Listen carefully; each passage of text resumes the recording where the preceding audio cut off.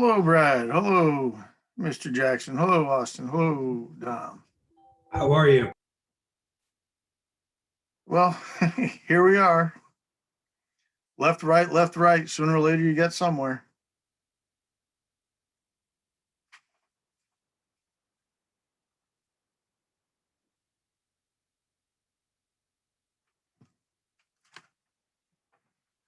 How's the new place, Brad? Settling in? Yeah, it's nice. I like it. It's a good fit. It was nice not having to shovel snow. I'll tell you that much. That is for sure. Good evening, folks. How are you? I'm Mr. well. Caesar. How are we doing? Better now seeing your handsome face, sir. Oh, yeah. It was just a face you want to see after a long day. I don't know. Do you recall, might have been my first year on council. I believe it was a budget deliberation meeting, and must have been Jim who said questions for Mr. Caesar.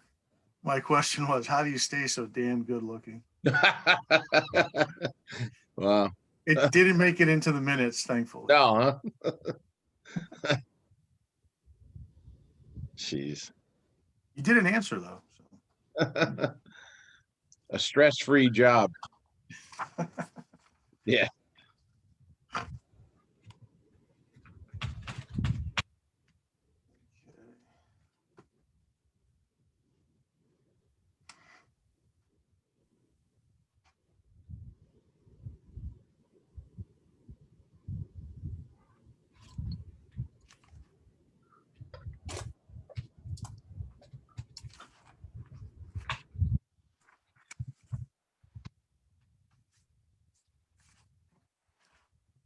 Okay, and there's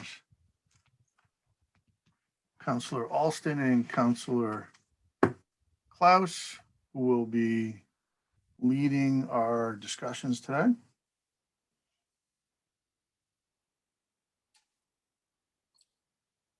All right, so we just need a couple more for quorum, and we'll give folks a minute or two to arrive.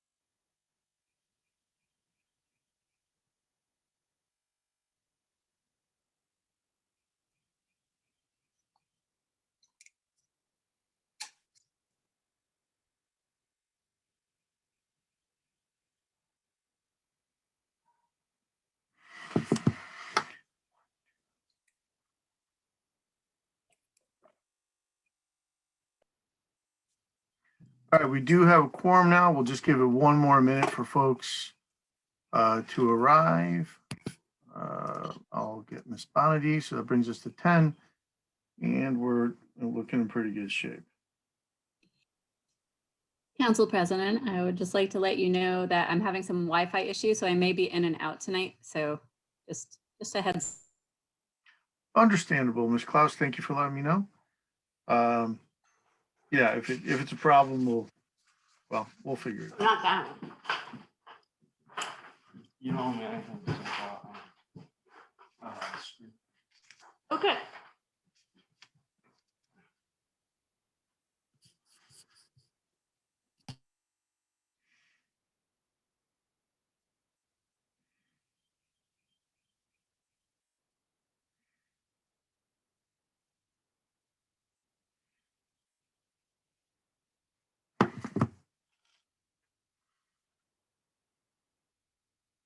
All right, Mr. Alston, are you all set? Okay, so we might as well get going. I'll call this meeting out of recess at 6:07. We will not be taking the roll, but Ms. Renta will be noting who is present. We have tonight on the agenda our Public Works Department and our Recreation Department. Mr. Alston will be guiding us through our Public Works deliberations, and Ms. Klaus, her Wi-Fi cooperates, will be leading us through the recreation side. Mr. Alston, the floor is yours. Good evening, everybody. Roll call. Councilman Shoemaker. Oh, it's not necessary now, Mr. Alston. Ms. Renta will make note. Okay. It's not a meeting of the committee, but you're kind of in charge. Budget deliberations. Okay. So if I'm correct, we go into public comment before we go into. Not for this, where this is just a deliberation, where it's a continuation of one long deliberations meeting. Okay. Do we act? Well, so we don't ask for any public comment here. Not at this. So actually, Mr. Alston, if you don't mind, although we have very few people and attendees, I know some folks like to watch, and I'll try to communicate this frequently. Some folks have been asking about public input, and we will be scheduling another public hearing for the budget after, when we get to the end of our process and we have gotten through all the departments and our tabled items. We'll schedule a public hearing, listen to what the public have to say, and then have a final vote. Also, for folks who are emailing the council, if you wish to email an individual counselor, you can email that counselor directly, or you may wish to email Ms. Renta, who can then pass it on to the appropriate person. Or Ms. Renta has been forwarding a lot of email to the council in general as it comes in. Some folks have asked, well, what's the difference between doing that and public input? If you have specific public input for either a committee or for the council meeting, please use the LC public input at hamden.com email address. Or if you do email Ms. Renta directly, just say this is specifically for public input, or you can send it to the entire council and ask it to be on public input. We do have public input letters available for reading the night of the particular meeting, whether it's on committee or full council meeting. So I have been asked about finding a place to house that on the website, and the answer is we'll work on that. So that's all I had to say. Sorry to interrupt, Councilor Alston. Oh, thank you for the clarity, Council President. So that said, then I'll accept the motion to hear on the revenues for the Public Works Committee. So move. Second. So moving second. Discussion.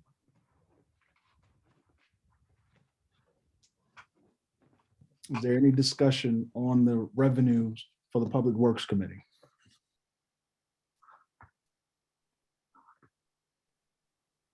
See one.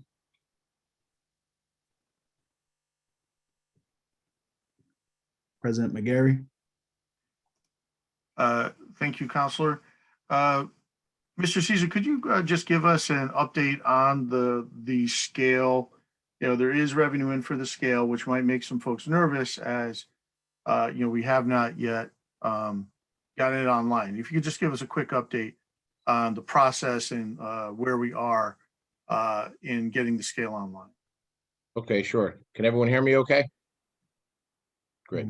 So I believe you saw an information item last night at the council meeting or prior to it, an update of where we're at with the scale and the whole project in general. We are making some pretty good progress. We have I was in another meeting this afternoon with legal, talking with the credit card processing company that we are going to be procuring to be because they're compatible with our software that we have already purchased. So it's really moving forward at a good pace. I'm optimistic that we will be able to get it online in the next couple of months and start collecting revenue there. So I think the number that we've put in there, the mayor's at 100. I think that's a very reasonable number, barring any unexpected glitches or anything that comes in front of us. So I'm very happy to finally report that. In conjunction with that, we're talking about some really good changes at the transfer station, some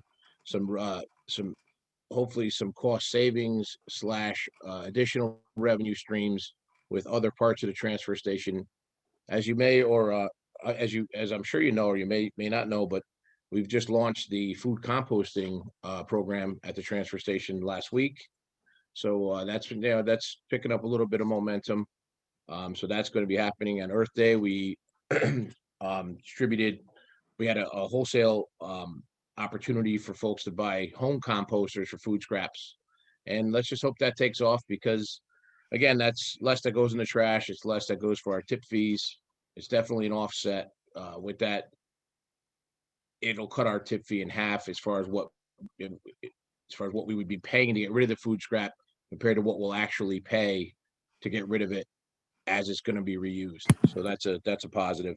It'll cost us like $44 to have it disposed of at a biosource plant, which will be made into renewable energy and to offset our down the road electrical costs and fuel. So that's a great thing, as opposed to putting it into trash where we would pay $88 a ton to get rid of it. So it's definite offset. Let's hope that picks up some momentum and gets us, going there as a cost reduction. Also, transfer station, with all the storms we've had in recent times, I hate to even speak of them, but we've had, as you know, may or may not know, a tremendous amount of brush, and we're in the process of doing chipping now. Had a meeting with the company the other day. We're talking about some options with that chips. We're talking about possibly making some, fully recycled, taking in a dead tree, turning it around, turning it into a useful product that could then be sold on the other side.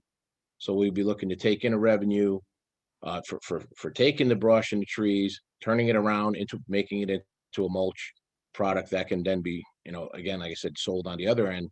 So a lot of good things happening down there, and they're all going to come in conjunction with the scale. We're going to be working on a big fee adjustment down there. We're looking to go up on some of the fees. We need to update our current ordinance to get that online with the scale. That'll be part of the scale package. Talks are beginning on that now. So as we get more to update you, we'll be happy to do so. As soon as I have information, I will obviously pass it on as quickly as I can. Thank you, Mr. Caesar. There's nothing as exciting as waste management, and Yeah. appreciate your grabbing hold of this. It's good for the town, good for the planet. It is. Thank you. Mr. President, I believe Minority Leader Councilor Wetmore was trying to get recognized before. Thank you. I'm sorry, I want to talk about expenditures. I haven't got there yet. Thank you, though. Okay, no problem. Councilwoman Horsley. I just want to say thank you to Director Caesar for really pushing this scale that I understand really preceded me being on council. And, it's really a great thing for Hamden. It's a great resource to have a transfer station, and not many towns around us have one that's as efficient and as multiplexed as the one we have in Hamden. And that's really an asset for the town that I think we can benefit from. And I just appreciate that. And I just want to say thank you for getting the composting going. You know, I've communicated with you a lot about that, Yes, but sir. I really think that's a way of the future for us to take care of planet Earth. And 30% of our trash is food waste, 30%.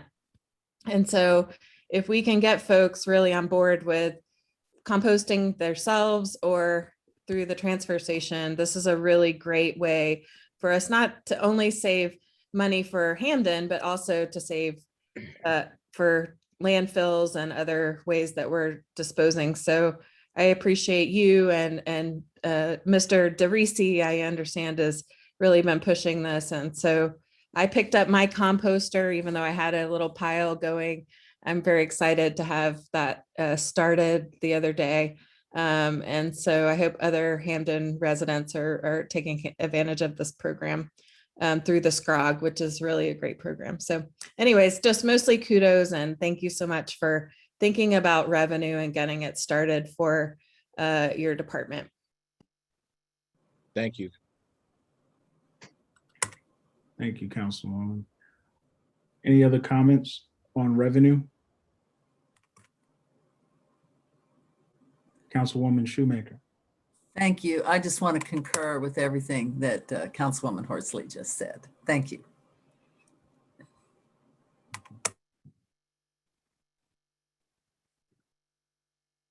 Any other discussion? If not, Mr. Farmer, Councilor Farmer has his hand up. I don't see him. I can't get to him. There you go. If you raise your hand, you pop into the screen. There you go. Councilwoman Thank you. Farmer. Thank you, Chairman. I think someone put my hand down, so I apologize about that. Thank you, Director Caesar, for joining us tonight. And your work is always appreciated. We've talked about composting for some time. It's also been a discussion to talk about recycling, as our recycling costs have gone up and the Hartford plant is closed. I guess my only question to you is, rolling out this program, even with the help and collaboration of SCROG, will we be able to manage all the health concerns around this and in terms of liability and other things? Because I know that was a concern when I raised this about a year ago, that we were concerned about liability with vermin and other things. I'm assuming all those things have been worked out at this point. Through you, Chairman. Yeah, with regard to the transfer station, there's a sealed container that's locked that has to be unlocked every time someone wants to utilize it. So for what we can control, it's made for this process just for that reason. And the container is dumped no more than 10 days, just for a lot of those reasons, regardless of how full it is. You just can't let it go that long. So from that aspect, and then we just have to see, as far as, hopefully folks, with the home composter, they do talk about that in any of the instructions that they have when they instruct folks how to do it themselves at home. Hopefully that's not an issue. But with regards to what we can personally control, yes, that has been addressed. Thank you. And I guess the only other question that I would ask is, in terms of this, is this an opportunity for us to test out how this works and potentially bring it, set up a system where instead of people coming to us, that we're coming to them and figuring out how to manage food waste in a way that encourages people to opt in rather than to just go to the transfer station? Through you, Chairman. Thank you. Yeah, so there's a couple of pieces there. There are some smaller companies that will make separate arrangements with residents to come in, pick it up for them. I don't see a situation at this time where the town will be able to offer that as an overall service. It would be extremely costly to send a truck of sort around to the town, as you know, just from trash and recycling. But the other piece of it is we're running a pilot program in the schools. We're going to Bear Path School first. And my goal is to get it into every school so we can start teaching the young kids how to start doing it. As I once said before, myself, with going way back to single stream recycling, I remember that's how I learned about it, was from my son, who learned about it in first grade. And he brought it home and taught us. And it was many years ago, but I always use that as example. But I like to hopefully have that same vision for food waste. And that'll be something that we would do. So we're going to encourage it. We restructured what they had. As you know, Mr. DeRisi reports to Public Works this past fiscal year, and it's been great. We reorganized a couple of jobs. We gave him some more opportunity to be able to focus on these types of things. And as you see, we now see results from that. So we're going to work in conjunction with him with the pickups at the schools. We're going to make it basically like the parks who go around and do the trash at all the parks, trash cans all around town, would then incorporate a pickup starting out at Bear Path, and they would bring it to our container at the transfer station. So that will eliminate some of the costs that were originally going to be involved in the program. And Mr. DeRisi was really excited about that, to really say we're really going to push and try to get it into every school. And then it can then, as I said, expand to the kids, and then hopefully expand into their homes. And we can really get this thing moving, because it's a tremendous opportunity. Tipping fees are out of control. They're not going to get any better. There's issues with the plants. I think, I don't remember who mentioned before about Mr. Farmer, I think mentioned about Hartford. They're closing. All the burn plants are now closing down. It's going to be harder and harder to get rid of waste. We're seeing it now. We're lucky that we're locked into what we're locked into. There's surrounding towns that are paying $20 more a ton to get rid of their trash right now compared to what we're paying. I'm not saying that what we're paying is a little amount, but I guess it could be worse. So with that said, No, I thank you, and I just want to thank you, Director Caesar, and the efforts of your crew on these matters, whether it be the scale or this. I know you as department head are always trying to be ahead of the curve and figure out how we can bring some revenue to town and lower the burden to taxpayers. So thank you, through you, Chairman, and thank you, Chairman, for the opportunity to speak. thank you. Thank you, Councilman Farmer. Councilwoman Wetmore? Thank you very much. Thank you, Director Caesar, for attending tonight. And also thank you for your composting program. But I did want to say something about the scale, and that, as you know, it's been many, many, many years in the making. And I'm so happy that you have pushed for this to come to fruition. But have you thought about the fee scale, or has that not been discussed yet, how much we are going to be charging? It's been in discussions. As I said prior, I mean, we haven't nailed down the exact cost for bulk. I mean, we've run numbers. I have numbers from the past, different tiers of what it would cost, to break even, to, we're gonna go from there. But, as I said, one of the things that we're gonna adjust as well is the commercial tree and brush collection. We've been seeing an enormous amount with these 2 tornadoes that we've seen. People are still cleaning the deep backyards of their properties that, haven't been touched in, a year, 2 years in some of them. So we have to look at all that, seeing that the cost, we spend an enormous amount of money grinding the brush. So we're looking at all of it, but nothing's been finalized yet. I think I'd like to have the Fiscal Stability Committee possibly look at this before we send it. I think the mayor is on board with that as well. We had a conversation about that to get some opinions about, because there are some residents on there. There's a sampling of everyone when we get into fees. And again, we're just going to have to pull the trigger and get it done. Perfect. Well, thank you again for your hard work. I really appreciate it. Looking forward to the fee schedule. Thank you. Thank you. Councilwoman Shoemaker? Thank you again, Mr. Chair. Through you, I want to just say that I sat in with Mr. DeRisi on a very interesting conversation about the waste management crisis in Connecticut.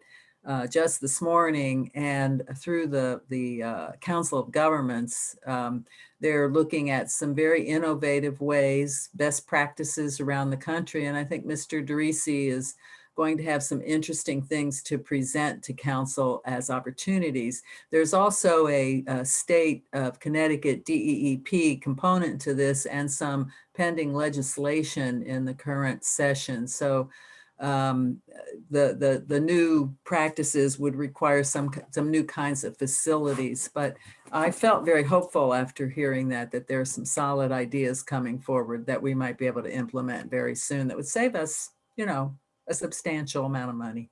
So I just wanted to add that to the conversation. Thank you.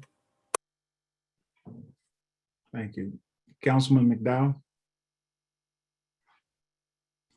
Thank you very much. Thank you for being here with us this evening, Director. I wanted to chat a little bit about the scale and the process as it is to get to where we need it to be a revenue generating item. It looks like we need about $30,000 in updates, maybe a little less because it says all costs are rounded up. But it says we'll need about $30,000 worth of updates and machinery and equipment to get things back to where we need to be. Perhaps this is more of a question for Director Jackson, but I'm wondering when that item will be coming to the council. And I'll leave it there for now. When can we expect those items to come to the council? Shortly. We have gotten from our financial advisors our cap limit to maintain charter conformity, and we are putting together those items as we speak. I have a draft literally on the floor. I'm staring at it. Okay, so we can expect to see that, I would say, reasonably within or before the month of June. Is that fair? I think that's fair. I mean, we're focused on the budget right now, and then we'll capital. But council meetings are still operational and happening in the meantime.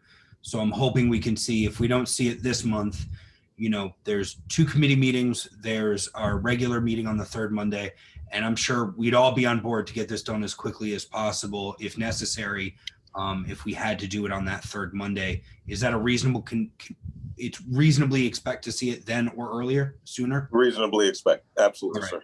Okay, and hopefully if something comes up, if you could just communicate it with the council, I think we'd all be appreciative of that, because we're going to expect to see it by then.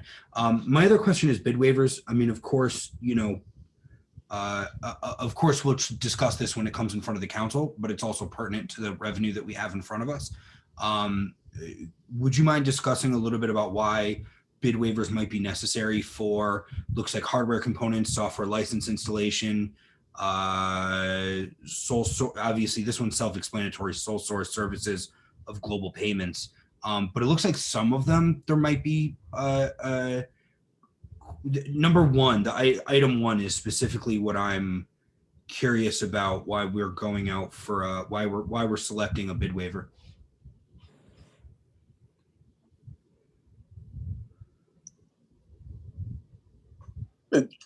Mr. Caesar, do you want to take that one? Yeah, just give me one. I don't have it in front of me. Just give me 1 second. Okay, sorry. I didn't mean to put anybody on the spot. No, it's fine. It's fine. Perhaps this is something I should have put in front of you all earlier, so that's my fault. Forgive me for that.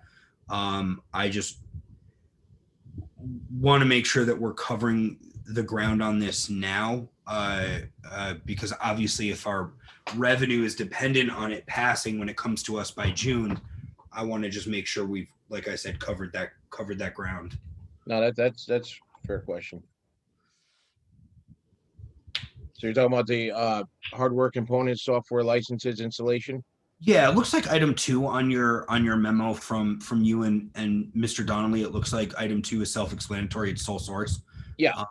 So item 1, why we might be bid wavering for those hardware components, software licenses. That's a good question. That's a great question. So it's also a compatibility issue. So the package we bought from Creative Information Systems, this is like additional pieces of that system. So we just have to add it and complete it, because when it was purchased, it's always uncertain of what the final operation is going to be. So once we now finalize from a logistical standpoint how it would be run, these are like the actual not missing, just the final components to the existing system we have. So it's really again a compatibility issue. Yeah, yeah. Cool. All right. That's what we have bid waivers for. So appreciate that explanation. Thank you. My last question is, given that we'll be passing and going out to purchase these items in or about June, early July, what is a reasonable timeline to expect that the scale is up, operational, and generating revenue? I would say it's probably going to take a month and a half to 2 months after we have all the hardware in place, because it needs to be installed, there needs to be training, there needs to be stuff that follow after that. So a lot of it's going to depend on how quick we can get the stuff on site and installed. But it's going to take, like I say, it's probably going to take a month and a half, 2 months worth of, after the fact to get it, to a point where we can start running. So it sounds like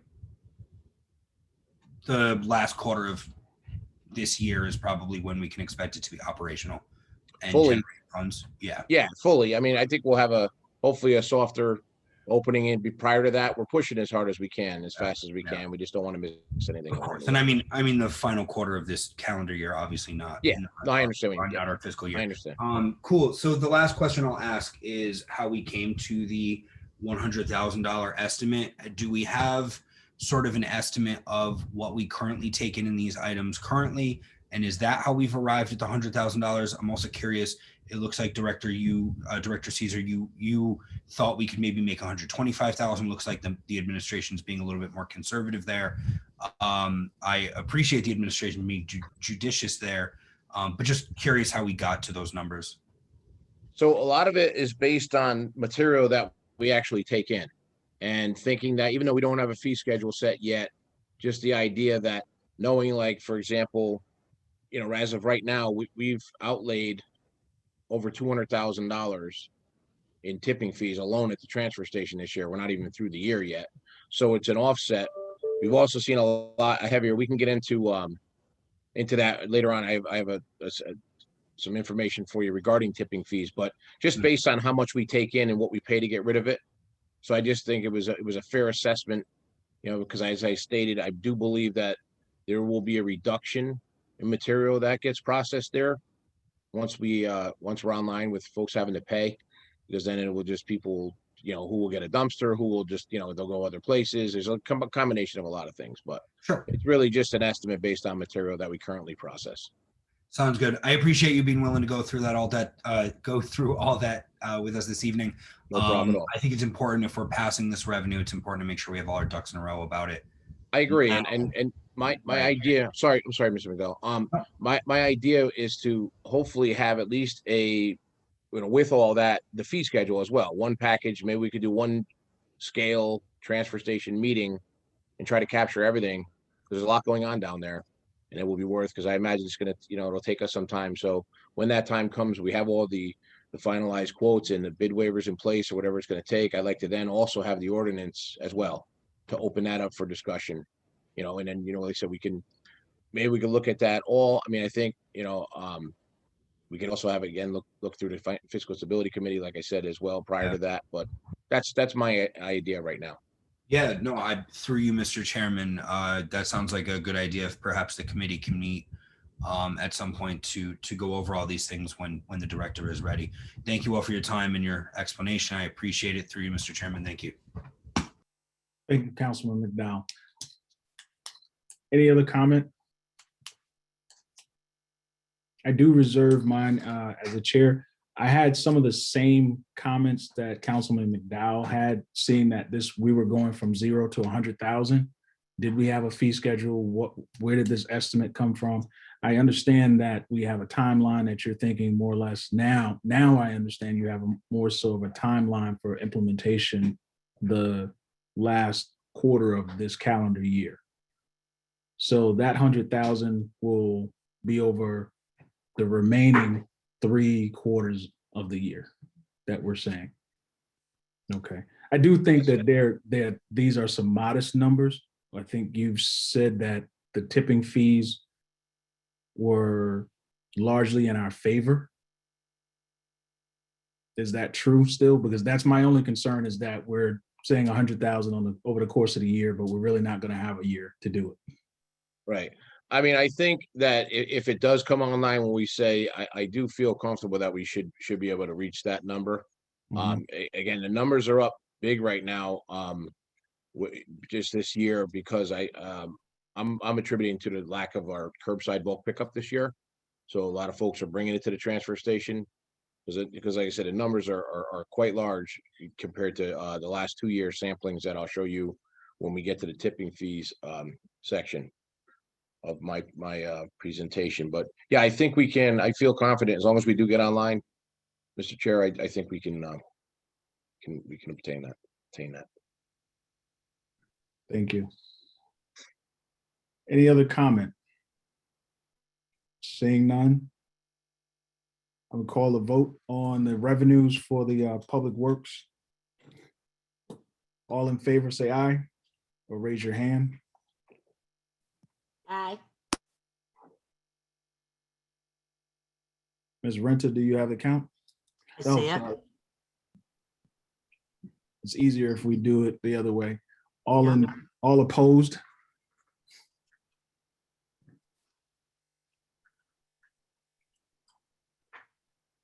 Any abstentions? Unanimous. Thank you, everyone. We'll move on to positions now.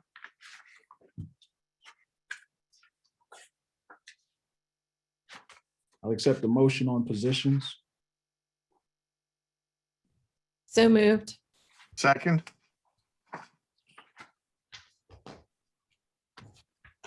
That was Councilwoman Horsley and Council President McGarry. Discussion on positions.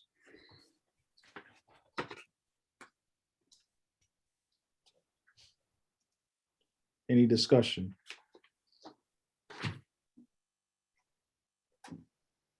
Mr. President? thank you, Councilor Austin.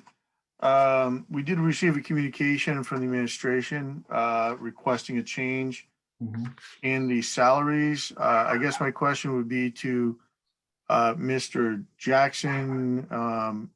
Do we have to adjust in both places, or if we adjust here, or adjust in the expense line? Mr. Caesar? Just in the expense line, 13001-0110. I could elaborate a little bit, Mr. Jackson, if that on what occurred here. Go ahead, Mr. Caesar. Mr. Chairman. Thank you. So apparently there was a crossover in the two sets of documents. The accurate document is the actual itemized position list, which with a total of 5,430,265. What this is a correction in the right direction, because it will lower the that line that Mr. Jackson just spoke of. So that line would need to be changed to 5,430,265.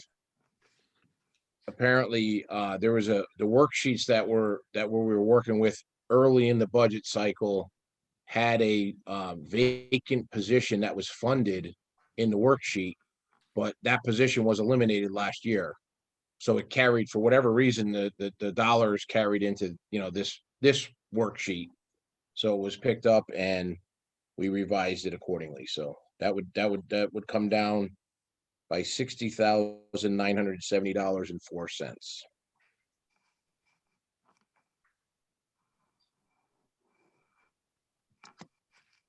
Thank you. Sure.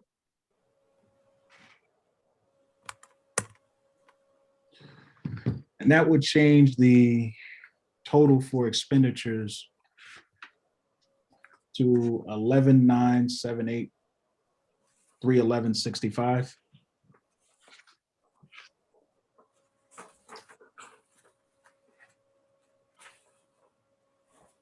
Ms. Renta, do you have that adjustment? Have it. Okay. Okay. Thank you for the explanation on the adjustment, Director Caesar. Any other comment on the positions? Oh, I'm sorry. At the end, I'd like to add something, Mr. Chair, if I may. Mr. Caesar, I'd like to give you the floor before we start asking questions, that if there's anything you want to comment about the positions. Okay, great. So I'd like to talk about changing a few positions to lower class ranking as far as salary positions. I currently have a vacant truck driver position. And as we spoke at length last year about, or even earlier this year, about our situation here with snow route and all that stuff, having to fill the spots, through the contract and just through, not having to, load up on overtime. I can change one position right now from a maintainer 2A, which is a truck driver, to a maintainer 1, which is a category of laborer. So if you folks, don't mind that move, it doesn't hurt me whatsoever operationally, because they will have their roles in the snow removal situation operation anyway. So that would mean a difference from 64,187.55 coming down to entry level maintainer 1. We can go to 52,429.18. So that's something I would encourage you to think about. It doesn't hurt my operation whatsoever. We've been able to really look at this and shuffle some things around. And then with that said, that would then open up the opportunity for me to do that to 2 other positions. They're not vacant at the moment, but as they become vacant, we can then capture that savings out of the expense line on 2 additional positions. So if you would consider that, that would be appreciated. It's a nice few dollars to be saved there.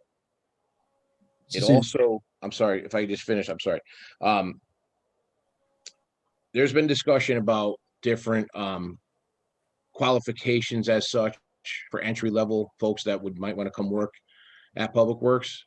This opens the door to applicants that might not want to get a CDL license and be a truck driver. It's a position that doesn't require a CDL license. So it expands our entry level opportunities. And that's what we're really focusing on this time as we're coming up on our recruitment. In the near future, it was just approved by the Civil Service Commission. It has not been advertised yet. Nothing's happened with it yet, but this is a good time to do this and to just to make it what I feel to be easier for folks to be employed here. Huh. Mr. Caesar, is that the moving it down from a maintainer 2A to a maintainer 2B?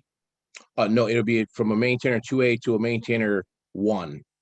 It exists in the contract we had. They were there years ago. There's none of them in this current budget. So it'll actually all the way down to a maintainer 1. Okay, that's why I'm not seeing that number. So what's the number again for a maintainer 1? So entry level maintainer 1 is 52,429.18. And heading into that, it would eliminate or would change, modify one of the 64,187.55 positions, and it would not impact. I don't feel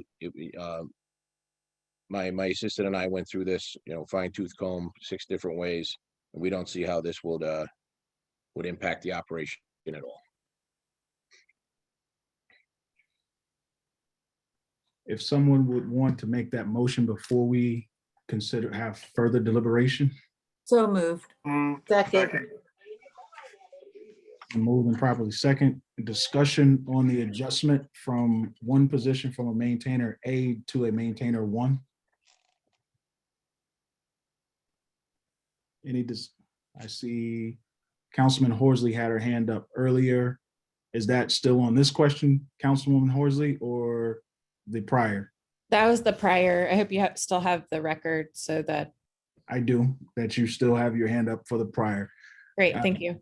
The three that came in was Councilwoman Bonadies, Wetmore, and Mr. President. So I'll call on Councilwoman Bonadies. Thank you, Chairman Alston. Thank you, Craig, for being here and explaining some of these savings to us. Can I ask you, you said it was going to be one of those positions from a 2A to a 1, which would open up an opportunity for 2 more positions to also be lowered. Could you explain that? Sure. So, if this only one at this time, but after such, the next 2 vacancies that come up, we could utilize 3 maintainer 1s in our operation. And we feel as if we, it would not impact us much at all. So it's 1 right now, Okay. but the next 2 that become vacant, I guess I would have to return to council for probably a budget amendment. Mr. Jackson, is that correct? When we go to, I mean, it's a reduction, but it would, when we go from 2A to 1 again down the road in the future, whenever we have those. Yes, so you would need civil service and it would register as a budget amendment, because the positions are included in the budget. And the budget belongs to the legislative council. That is accurate. And the positions exist in the contract. So it's not a labor issue. It's not, we're not making a new, we're just changing a vacant position. So they're just not currently in this budget, but they do exist in the collective bargaining agreement. Okay, I thank you for that explanation. I wasn't sure if we were going to have a grievance or some issue with labor. No. And I'm just going to take this opportunity really, really quickly to just say what a great job you guys have done. You've become more of a first responder than reactionary. After the fact, you're right there on the scene with all of our weather events. That we've experienced in the past 2 years or so. And I just want to say thank you to the whole crew. Just an amazing, amazing job. They're an amazing crew. To the occasion of all these challenges. Thank you. We always have a joke that says we have to respond and do our jobs, so then the first responders can respond. Because without us, be able to get there. They're not going anywhere without us. So anyway, that's it. Thank you. Thank you. Councilwoman Wetmore. Thank you very much, Councilor, Chairman. I want to say to Director Caesar that I really appreciate all his hard work, and I agree that his crew is wonderful. But I also want to thank you for really, really going over the budget and finding these budget changes that will save us some money. I really do appreciate that, and I commend you for that. Thank you very much. Thank you. Council President.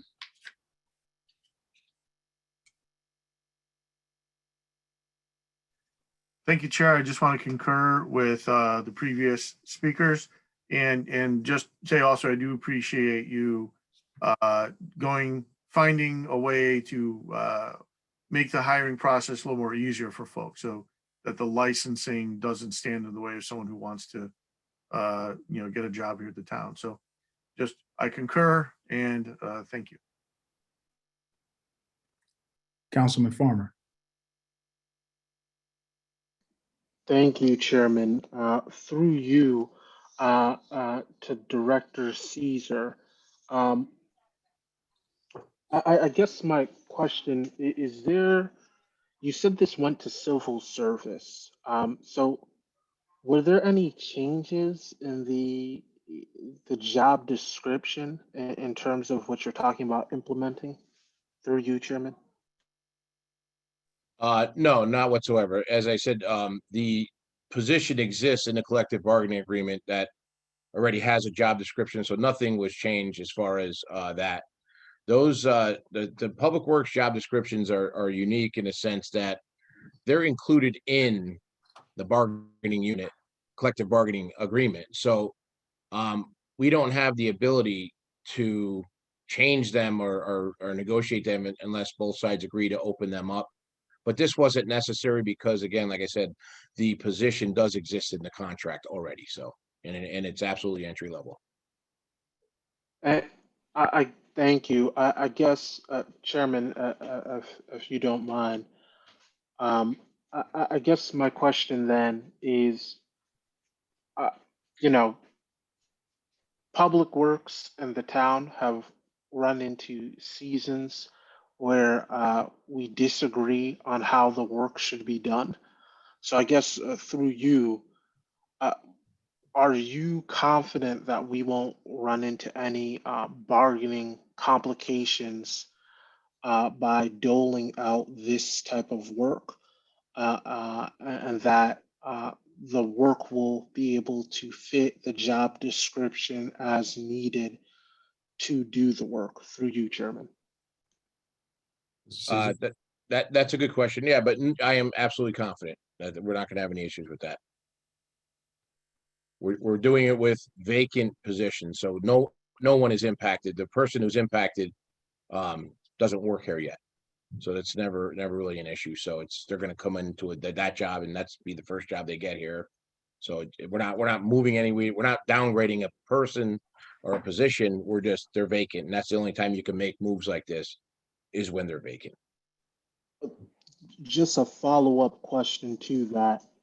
If and when that person is absent and the work needs to be done and backfilled, are there potentially any grievances that you see from just wisdom of being director for some time?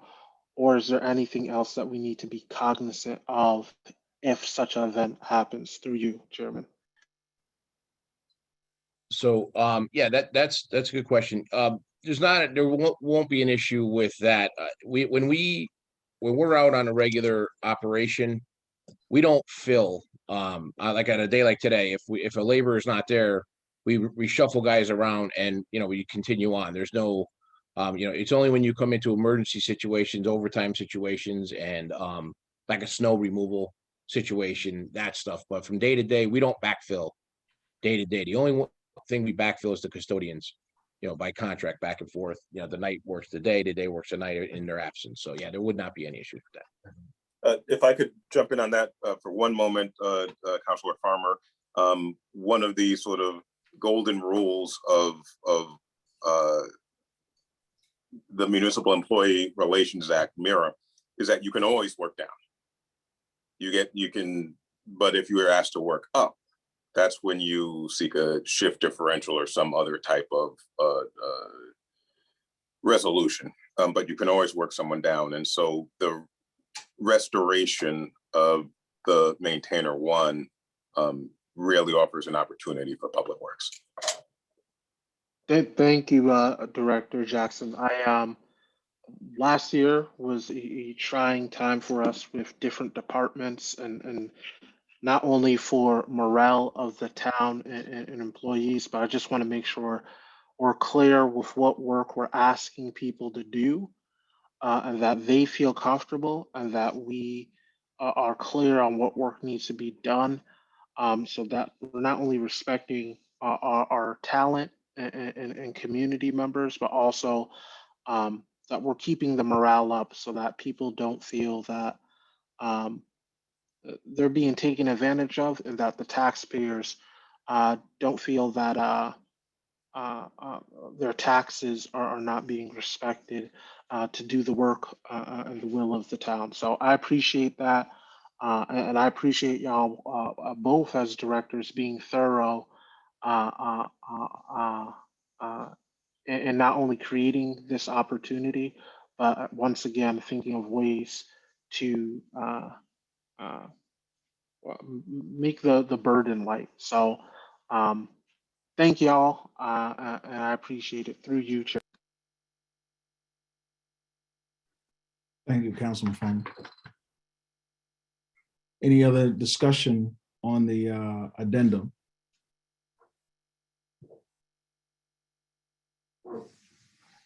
Any other discussion before the vote?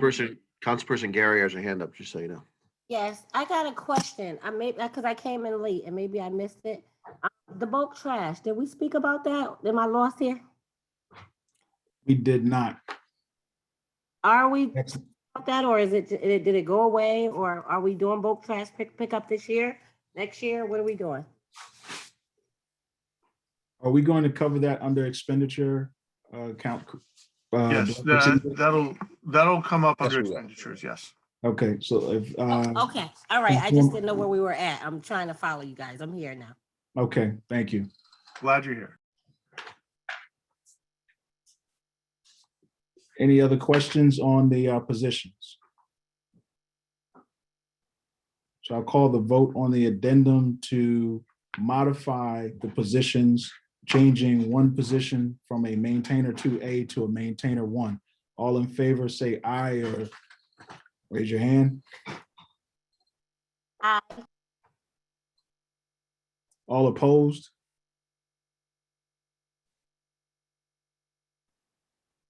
Those abstaining? One exception. Got it.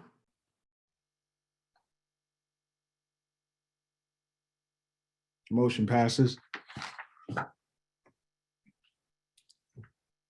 Now back to the motion that's on the floor on positions overall. Councilwoman Horsley, Hi, yes, I'd like to make a motion that we increase the director's salary from $125,000 to $130,000. is there a second? I'll second that for discussion. It's been moved in second. Discussion?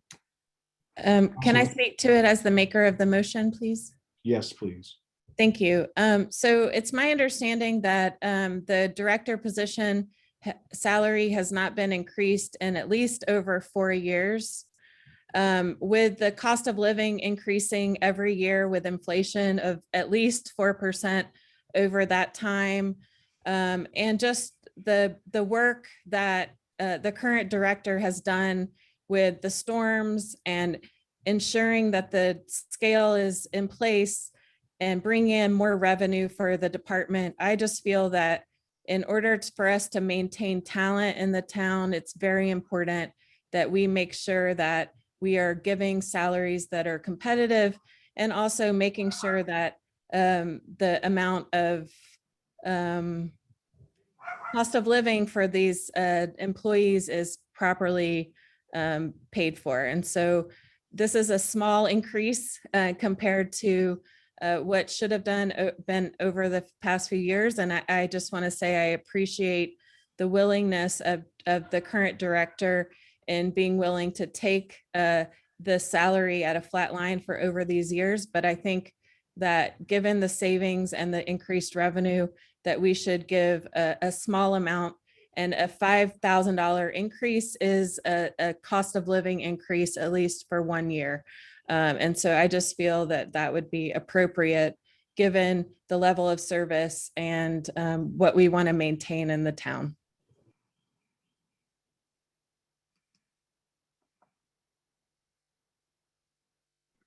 Thank you, Councilwoman Horsley. I saw Councilman Farmer first, then Councilwoman Bonadies, and then Councilwoman Klaus. Thank you, Chairman. I know Councilwoman Bonadies was the seconder of the motion, so as she would like to take that right, I wouldn't deny her of that. Through you, Chairman. Thank you, Councilman Farmer. But you go ahead. I'm kind of still collecting my thoughts. Thank you, Councilwoman. Through you, Chairman. Director Caesar knows that I appreciate their work. I made the motion last year to cut the stipend, and I hope there's no bad blood, all jokes aside. But I think there needs to be a serious conversation amongst us. I would suggest at some point we caucus as Democrats and then confer with our Republican counterparts where we can, so that we're not having a quorum, but we're also keeping our Republican counterparts in the loop. as we are a whole body. But I think we need to have a serious conversation about salaries. The administration has failed to have this conversation. They have failed to set the tone appropriately. But I'm concerned about going department through department and making these motions. So I cannot support this until we have such a conversation. And in general, moving forward, until we have such a conversation, I will not be supporting any salary raises for any department head, whether I feel they deserve it or not. I think we need to flush this out. Otherwise, we're going to put ourselves in a situation where everyone worked extremely hard this year. Everyone went above and beyond what they're asked for. Everyone is living through this pandemic, and everyone deserves to be appreciated for that. But the fiscal reality that we're in, that is not something that we can do at this time. So I just wanted to impress that on my colleagues. I will reach out to leadership to ask for such a meeting. But I feel that we're going to run into contention for the rest of the department. So through you, Chairman, thank you for the opportunity to speak. Thank you, Councilman. Good point. Councilwoman Bonadies, are you going to defer again, or do you want to go now? Thank you. I will go now. I think we do have to recognize that the big three that we like to call them, police, fire, and public works, never took time off, never stopped working through the pandemic, never worked from home. Every weather event, Director Caesar is out through the night, multiple nights. I mean, I just don't think people realize he doesn't sit in the command center and tell people what to do. He's out there in the field. And as I said, he was never home during this entire pandemic. But I do want to just point out that he also runs the recreation department, which is saving for us of a department head. He's brought us multiple savings tonight.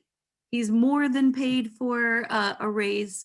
I would be as much of a penny pincher as I am. I would be in favor of this raise. But I do just want to point out that there is a stipend, and I just want clarification on the stipend for the recreation department. Is that is not split? There used to be a split in the stipend between an employee in the mayor's office and Director Caesar. Is that still the case? Yes, it is. Okay, so Yep. It used to be a $20,000 stipend. It's now 25, or I see it was 22. It's now 25. So there is going to be an increase there. Is the Yeah, break? that's a flat line. Yeah, that's a flat line from, I think, from last year. And what There's is no that? increase. What There's is no the increase in that breakdown? as far as, Between yourself and the other employee? it's like a 60-40 split. 60-40 split. Yeah. Okay, so you're saying somewhere in the neighborhood of $12,000 to $15,000 to you for running an entirely new other department. Yeah, it's not 15. Yeah, but somewhere close to that. Yep. So Yeah, and like I say, between us, I mean, we're happy to say that when I first started here, you had the director of Parks and Recreation, assistant director of Parks and Recreation, a director of Public Works, assistant director of Public Works. Now it's kind of being all done by, there's not many municipalities this size that, that have a person in my position that run both Parks and Recreation and Public Works, but for what, food for thought. and we're very grateful for that. Oh, it's all good. It's all good. It's all Director good. Caesar, I mean, it's clear that you are, you care about this town, and you're going to go 120% to make sure that things get done and that they're done efficiently and cost effectively. So I'm gonna let other people speak, but I would be in favor of this. I think it brings you to parity with the other large department heads. Thank you.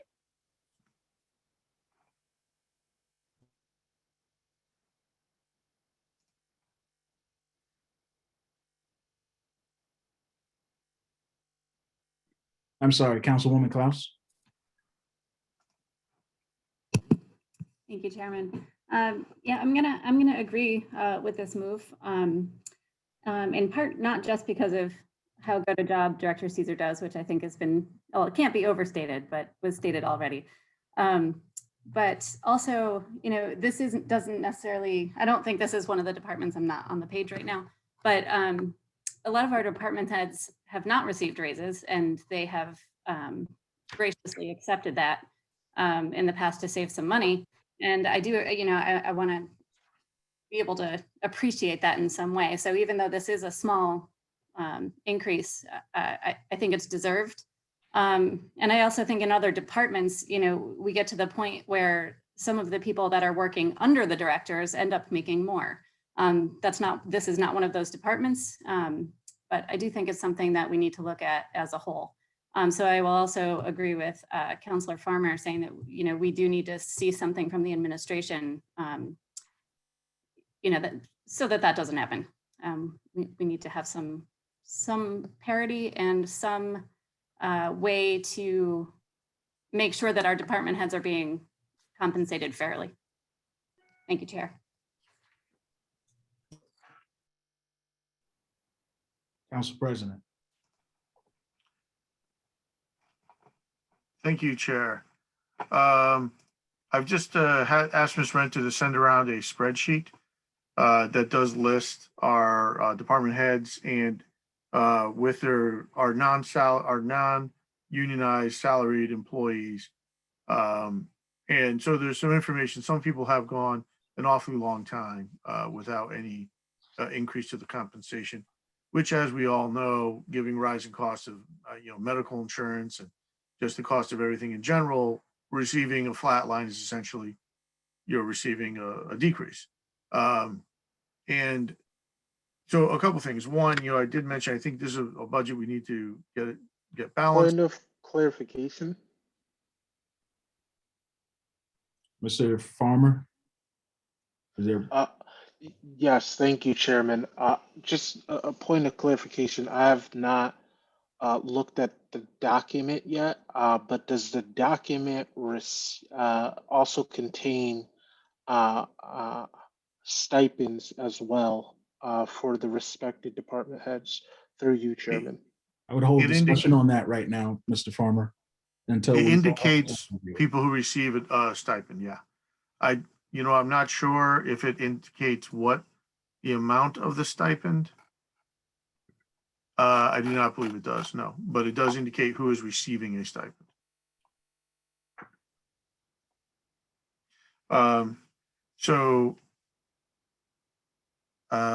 Where was I?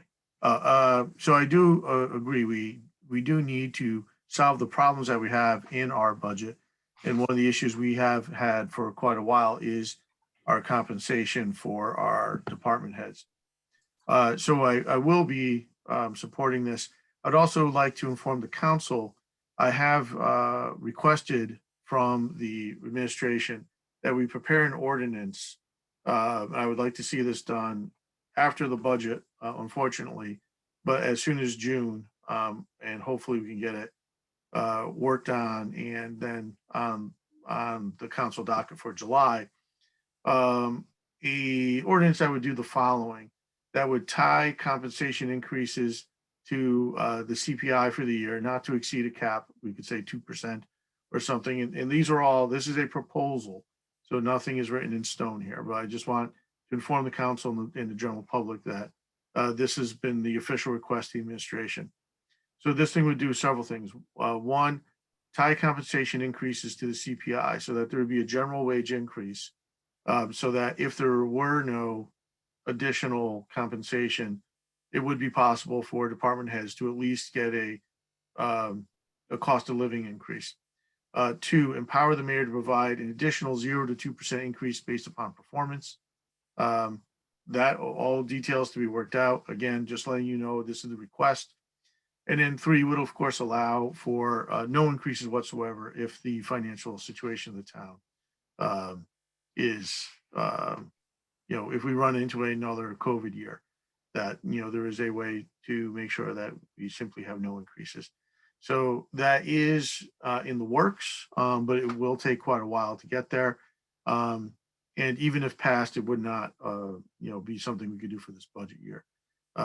So that's information that is just letting you know we're on this path, and I do hope that we can get something to the council, work on it in June, get it to the council in July. But again, it would not do anything until the following year. So I will be supporting this motion, and I ask others to as well. Thank you, Council President. Councilwoman Wetmore.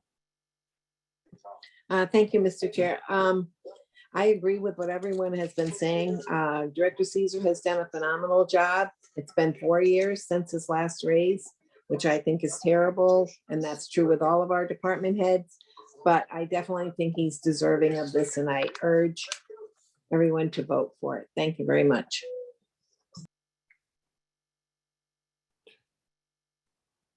Councilman Farmer. Thank you, Chairman. Through you, I guess I have a question and a comment. I looked at the document that the council president spoke on. I did not see the elderly services coordinator. So I just wanted to double check on that this is a comprehensive list and that we're not forgetting out any positions. In terms of this, most of these department heads have received raises in the tenure of most people on council. So once again, I just, at some point I'll reach out to leadership. But I think we need to have a separate meeting to flush this out. And there needs to be a serious conversation with the administration on a plan, because we've spoken about it for years now. And that has not been laid out for us. So we are doing the work of the people. The administration has a responsibility to respect the employees that they put into leadership positions. So if they won't come up with a plan, we need to, but we shouldn't be held hostage on every single item that the administration fails to show a plan. I'll just leave it at that for tonight. Thank you. Can I have a point of clarification? Was the information that he hasn't gotten a raise in 4 years? Because I'm looking at last year's budget and it was a $5,000 increase. And also this sheet says last year there was a $5,000 increase in July. And it doesn't include the stipend, but some of them do. Can I just get some clarification? If anyone has that clarity, Director Jackson, I'm trying to open the spreadsheet myself. As am I, so I'm not entirely certain what is being visualized here. So unfortunately, I do not have that clarification. I do have an answer on one issue for Councilor Farmer. The elderly services coordinator is covered by a collective bargaining. Thank you, Director Jackson. Through you, Chairman.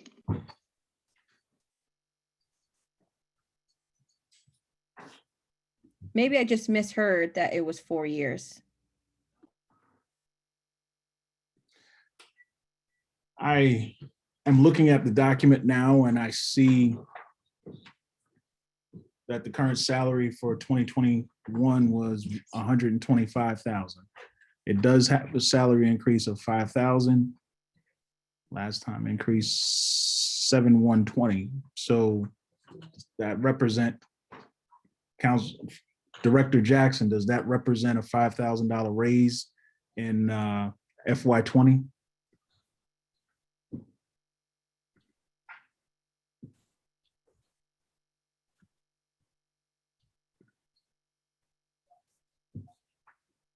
You're on mute, Director Jackson.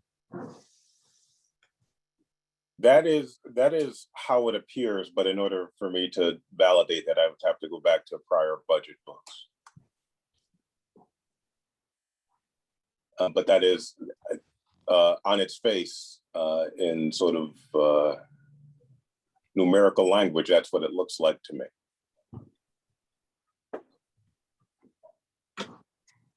Okay.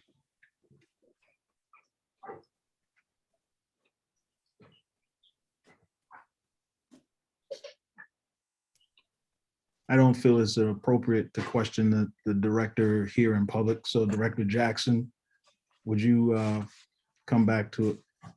If you have that information tonight, we'll continue on. I see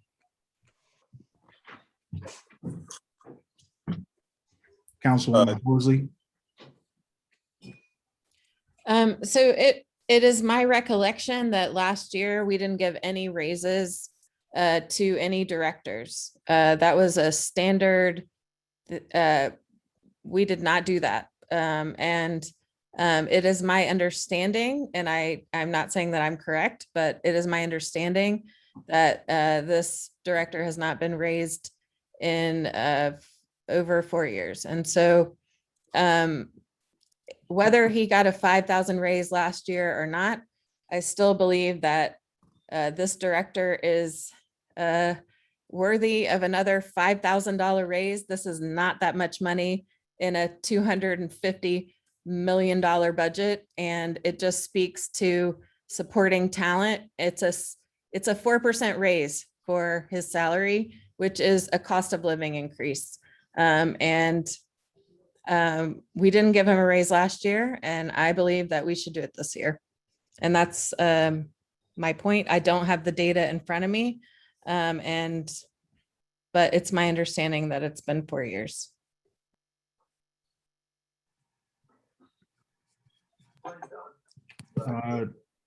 Councilman Weber had his hand up. Just don't want to skip. Do you still have that question or not? Councilwoman Baez is actually asking a question, but I do have another, maybe it's just a comment. First of all, I want to say I certainly appreciate Director Caesar, all of his efforts across the board, from his innovative efforts around the school and composting, Mother Earth, everything around his work. So I want to echo everything, all the attributes that everybody has thrown in this direction. But I want to be careful, around us kind of picking and choosing department heads to offer raises to, because while it's certainly a great gesture to do that for people who work long and hard and tirelessly, I don't know that we will do that across the board for everyone, and we may alienate, some of our talent. And I certainly don't want to, do that because, again, it's very hard to get talented people and retain them. And so I certainly, would like, for there to be a system in place. And I certainly appreciate Council President offering some type of solution to the administration to kind of help us in framework around that solution. So we're not put in a position where we may forget someone, alienate someone, not speak to their talent and their work. And so that's just my thoughts and comment. Mr. Chair, can I add some insight?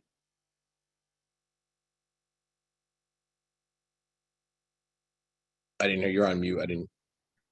Go ahead, Director Caesar. So I'm remembering, so I don't remember what year was what, but if my memory serves me correct, it was the year that the budget, there was a veto.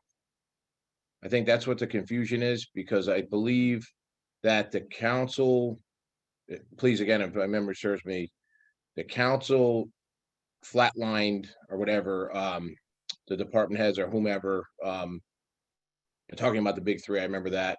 But then by way of a mayoral veto, and it was not overturned, I think that that year, there might have been salary adjustments for us. I can't speak to everyone. I just know the quote unquote big three, whatever that was. I just don't remember. It was very confusing that year.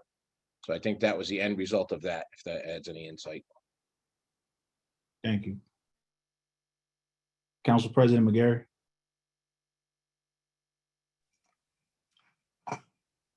Thank you. And, perhaps that is part of the confusion. The other thing I would like to clarify, if the spreadsheet is counting stipend increases as increases too, and that we might need a little bit more clarification for. I also wanted to echo what Councilor Weber was saying, in that we have, right, we're not part of the day-to-day operations, although we are the fiscal authority. We can't possibly know how people are doing on the day-to-day. We can see reports, we can look at overall, we can talk to people, but it is an administrative function of the executive branch of the government of Hamden to keep an eye on these things. So yeah, we don't want to be picking winners and losers from where we're sitting. And that is hopefully, the proposal that I have asked the administration to consider and draft in June, bring to council in July, so that we wouldn't come to these moments in the future, hopefully. But that is the future, and we are here now.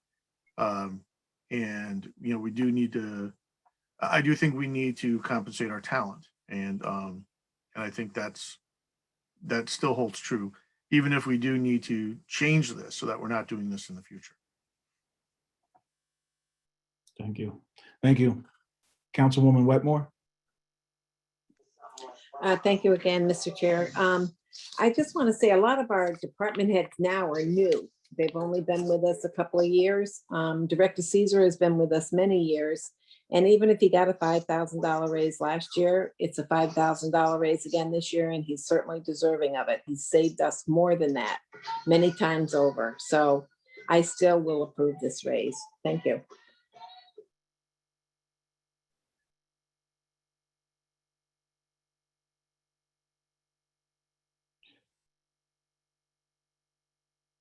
Any other comment? Councilor McDowell has his hand up. Councilman McDowell. Thank you. I just want clarification. The motion on the floor is 130 or 135? It's 130. I'll be supporting the motion. Plenty more than $5,000 in work here has been done, and specifically, Director Caesar, you've been working on delivering us additional revenue, especially through the scale, for years. So I think it's more than fair that you see your cut of that. So let's deliver that scale revenue. I'll be supporting. Thank you. Thank you, Councilman McDowell.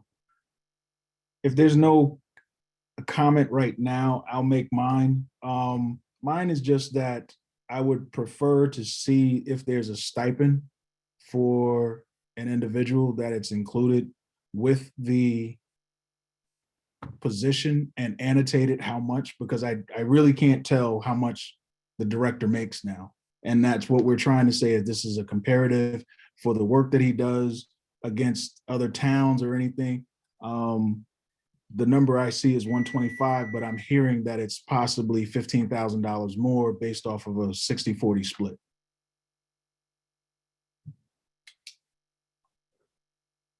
So Director Jackson, could that be done? Yes. So we will get that to you tomorrow. That would hold for all positions that hold stipends, though. Yes, so we will ensure that this list that was sent out, we will validate this list, and we will add in any stipends based upon what's been paid out over this fiscal year. Thank you. Councilwoman Bonadies, you were in line, but you put your hand down. Is that still the same? I was going to point out that the stipend is for a completely other department. It's not for the Public Works Director. It's for, it used to be an $80,000 position of Director of Recreation. And now it's costing us 60% of 25,000, which is somewhere around 15,000. This is an enormous savings. I just wanted to point that out again. It's not in this budget. It's in Recreation's budget because that's the other department that Director Caesar manages. So I just wanted to offer that piece of clarity there. Thank you. My thought was that it was for his managing the Parks division of this group. It's not. It is Recreation. It's the other department we're doing today. Mr. Chair, if I could just chime into that really, I know we want to move along. Yeah, that is strictly for the recreation side. The Parks was merged with Public Works many, many years ago. But this was the other piece of it. And we supervise rec supervisors that make $86,677. Just to put it in perspective, what if we had to pay a director, I would assume that he or she would make slightly more than what the people that they're supervising are making, just to add a little perspective. Thank you, Director. Not a problem.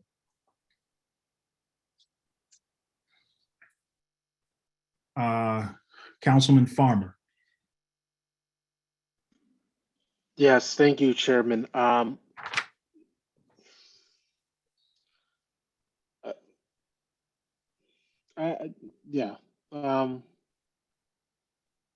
The only other thing I'll say on these salaries until we have this meeting is that part of the reason why we got into issues last year is because we were asking people to do work that wasn't in their work description, yet we do that commonly for individuals who are not department heads.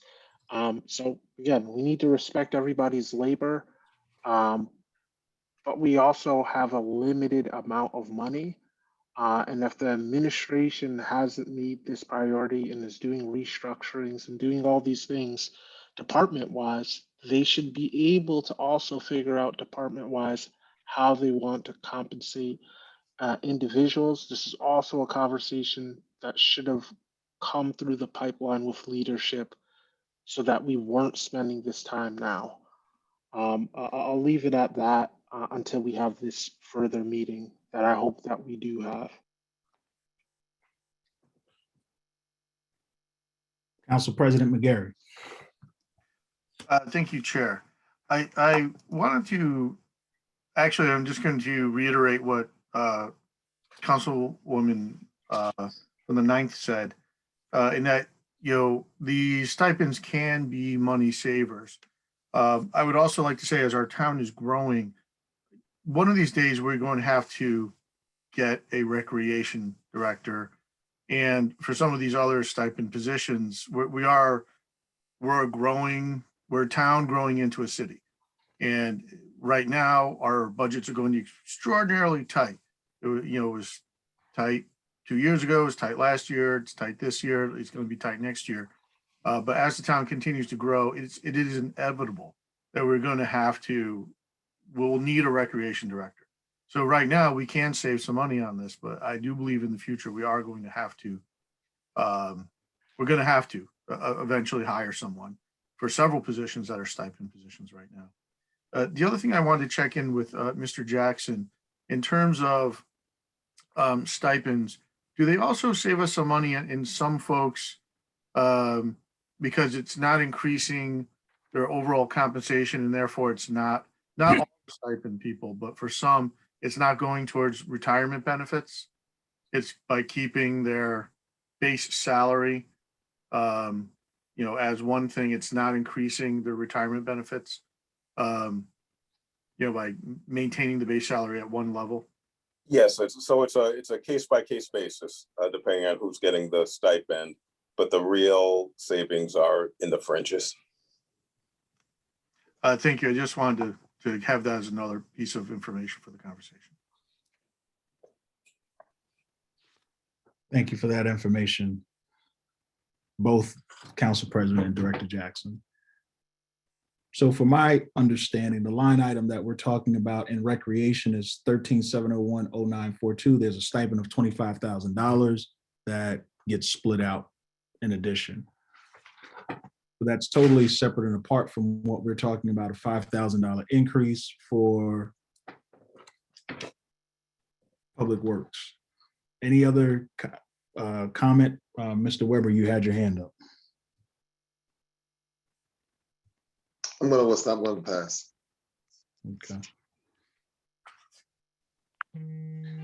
I think we're all ready for this. Motion on the floor is to increase the Director of Public Works salary by $5,000 to $130,000. All in favor, say aye, or raise your hand.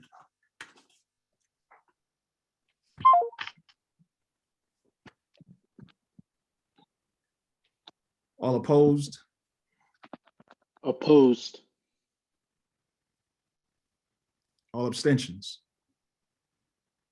1, 2, Who's the second one? I turned my head. Mr. Caesar, Councilman Caesar. Oh, wait, and Mr. Weber. So there's 3. And Kristen. I already, yep, I got you first. I was concentrating on you. So I got 3.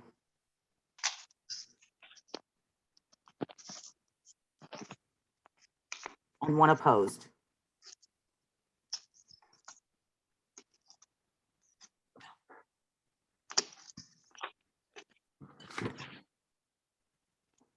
Okay, that was a addendum motion. There's still a motion on the floor to accept the positions as amended now. Any further discussion? Seeing none. All in favor of accepting the Public Works positions as amended? All in favor say aye.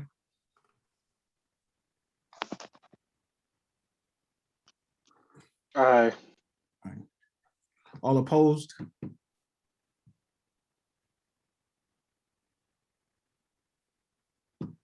Abstentions? Staying. 1 abstention. Okay. Moving on to expenditures. I'll accept the motion for expenditures. I think we have So moved. 28 minutes, so. I'll second. It's been moved in second. Discussion on expenditures.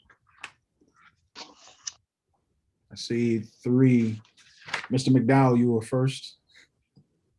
Councilman McDowell? Sure, thank you. Director Caesar, I see that a number of your lines this evening have been reduced by a little bit, not too much. I see professional technical by 5,000. I see there's some leaf removal reduction. There's some tipping fees reduced. If you wouldn't mind just going through your budget, letting us know where you feel these are. I mean, listen, if it was a few of them, I wouldn't be terribly concerned, but there seems to be a few on every page. On the next page, I see storm sewer maintenance, and I know that's been an ever increasing important line. 300 out of Parks Division equipment repairs.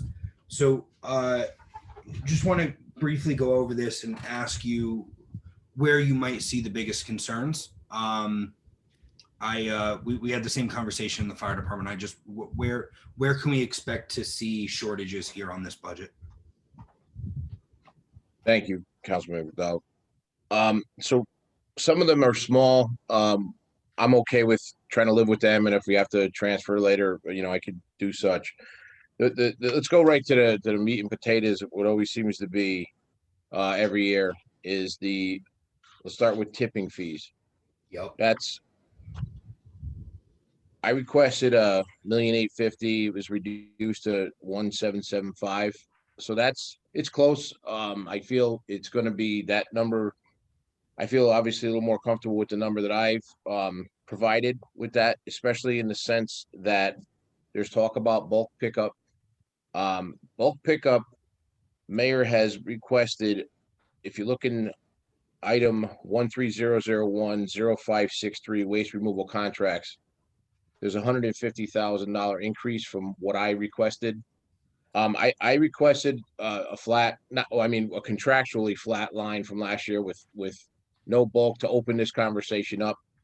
The mayor wanted to do a version per se of bulk pickup. The $150,000 would essentially buy us a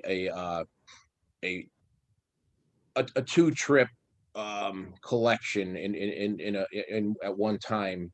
In the past, we've done an entire month, so it'll be like a 2 with a little overlap. So they would be able to pass through the town and everyone's residence twice at 1 month a year. Remember, we went out to bid prior, it was a year, almost 2 years ago, and we received a number. It was $260,000 to do the labor side of the bulk pickup. That's 2 of them. So this is a modified version of that. My feeling would be to go ahead forward with that, with a modified version with at least 1 pickup. I mean, it'll be a 2 pick, but 1 month period. My concern on the flip side is I can't take a reduction in the tip fees, because if we do the bulk, the tip fees will definitely increase. So I am on board with him proposing to do it. I think we need to do it. I do think we, in a sense, owe it to the residents. It's been a tough year, to not have it. I just think we need to scale these things back.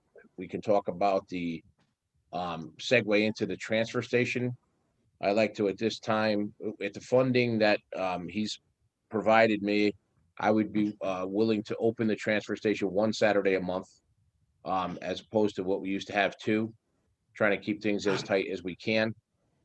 So with that, I mean, I think it'd be great that we could offer these services again, modified versions of them, but at least they're there for folks to take advantage of. Tipping fees are becoming an enormous expense in the town. We have like this year alone, although we didn't do the bulk pickup, our numbers have spiked tremendously. If I can hang on one second. Can I be able to share a document, Mr. President?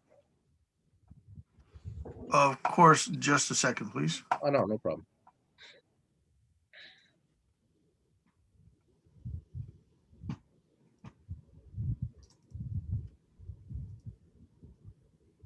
Should be all set, Mr. Caesar. Try again. All right.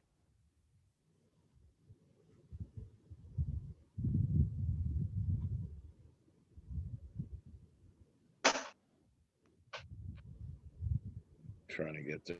Hang on, be patient. This is something I haven't seen here.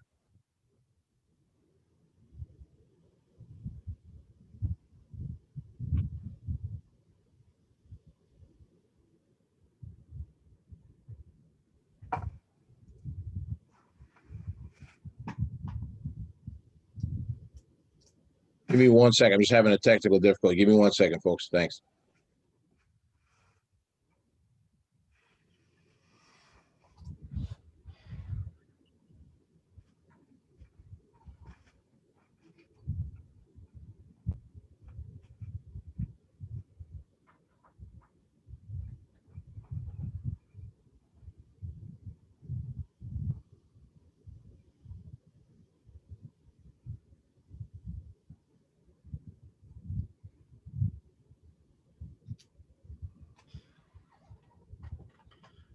Director, while you're working on the tech end of things, since we're on the topic of bulk pickup at this point, did want to remark that it was the intention of this body last year to fund 2 bulk pickups this year with 1 in July.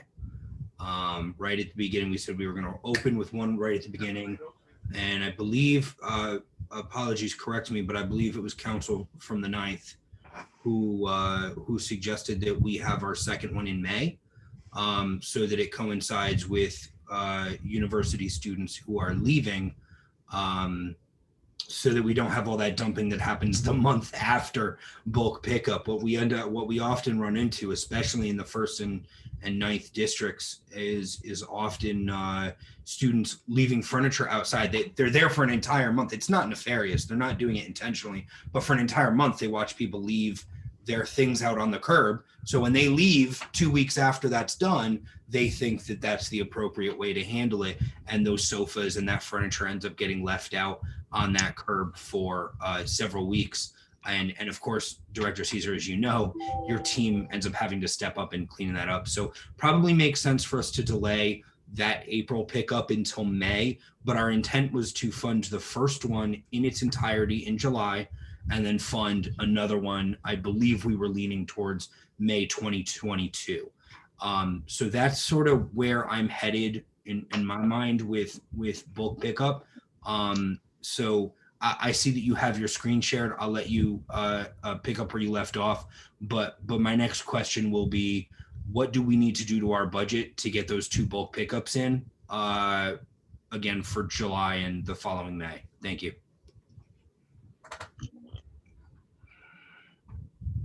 Okay, thank you. So I just wanted to share this screen with everyone. This is a breakdown of this current year's tip fees account. If you look at the left-hand side, that's the tip at the transfer station that we're currently at 244,693. Just to give some perspective, in year 1920, last year, complete year, the entire year, we spent 196,000.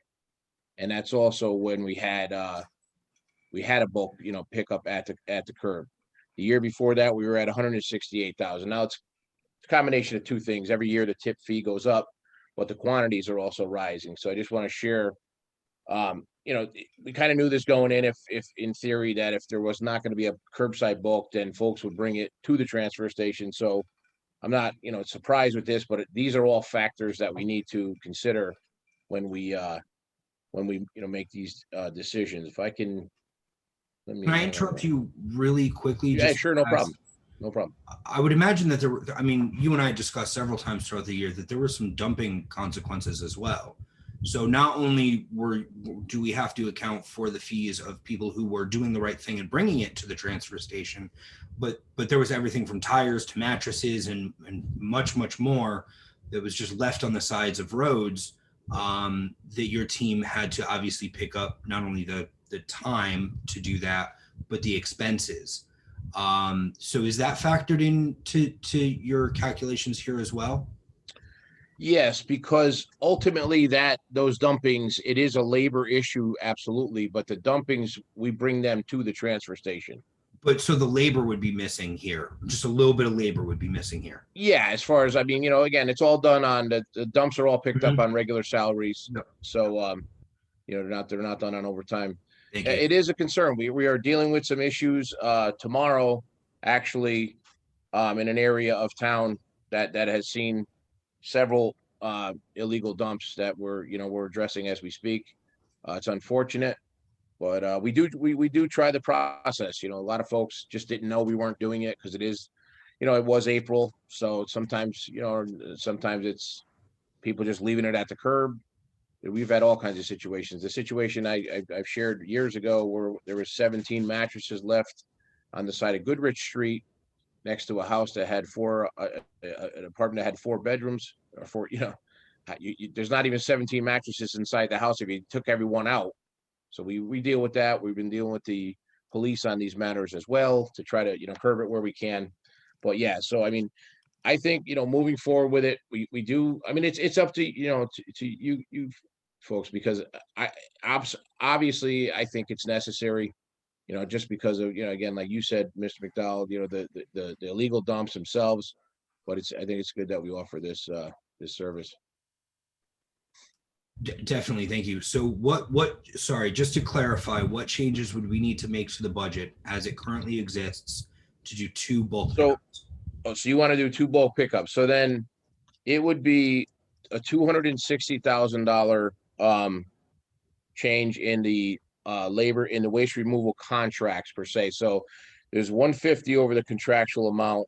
If my math serves me, we can hang on. I just want to double check. You correct. Okay, thank you. I thought that. I just wanted to double check before I misspoke. So we would have to add $110,000 to that line, and then we would have to make some kind of consideration for tip fees now that it's more convenient. I think we will. If I can try to, I've been having issues with this, but if I could try to get to it, hang on one second. I had it. Now it's going on. All right, so try again.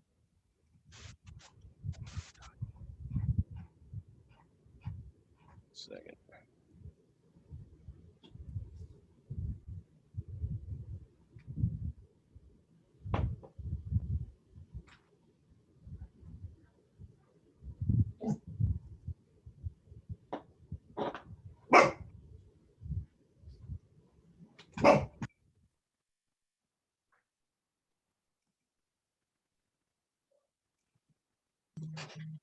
Okay, I'm sorry. So now if you look at this document here to the right here, if I can just move you guys out of the way. This one, this was the 1920. So on the far right, you have the amount, this 178.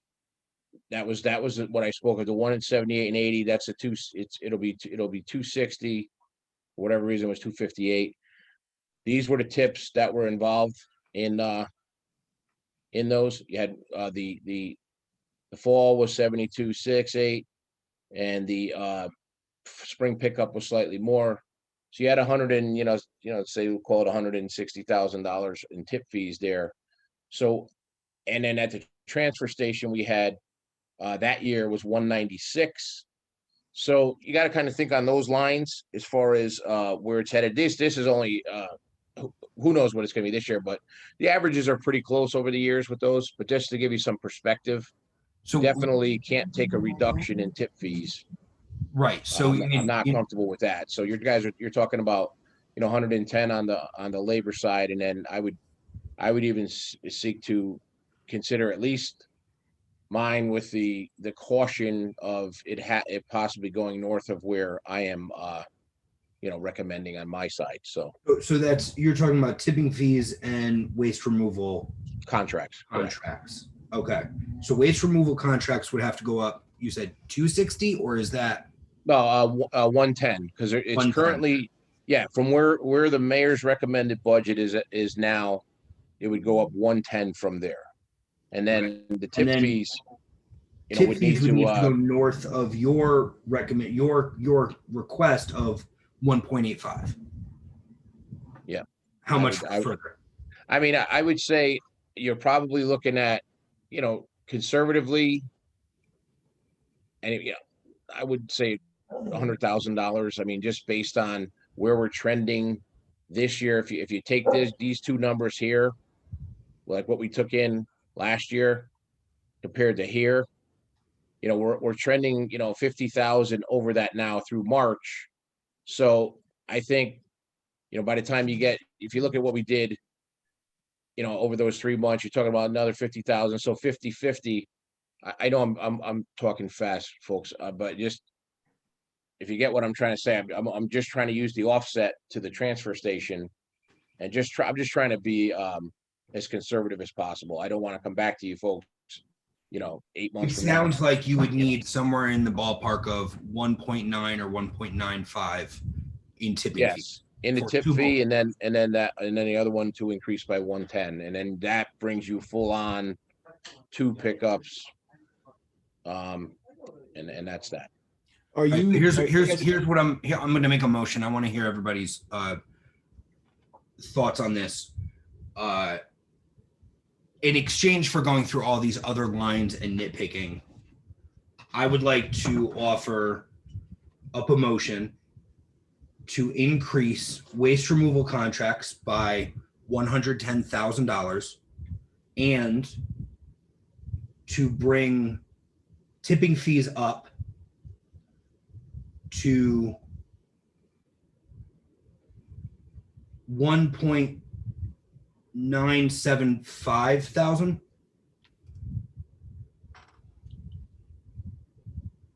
$200,000 increase.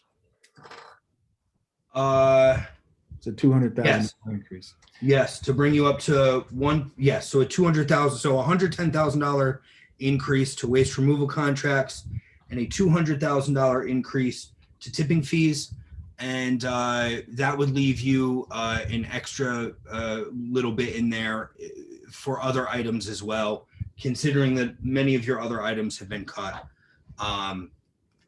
But I'm flexible on what people want to see out of these numbers. So I'll, if I can have a second, I'll let the conversation continue. Thank It's you. been second in motion, and then second, there's a motion and properly second discussion now. Ms. Whitmore, you've had your hand up on the original motion. Do you want to ask a question on the addendum now? No, it's already been answered. Thank you. Okay. I can't see the screen now because of your share. Director Caesar, if you would take that down. I can't see if anybody else has their hand up.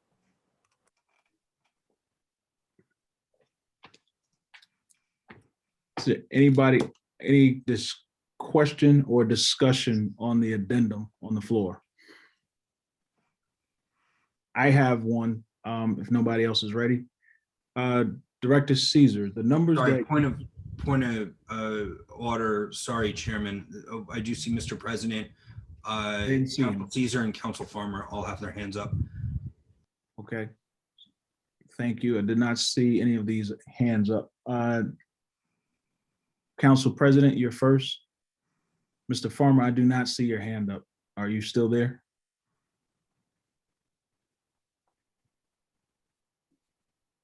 Okay. Thank you, Chair.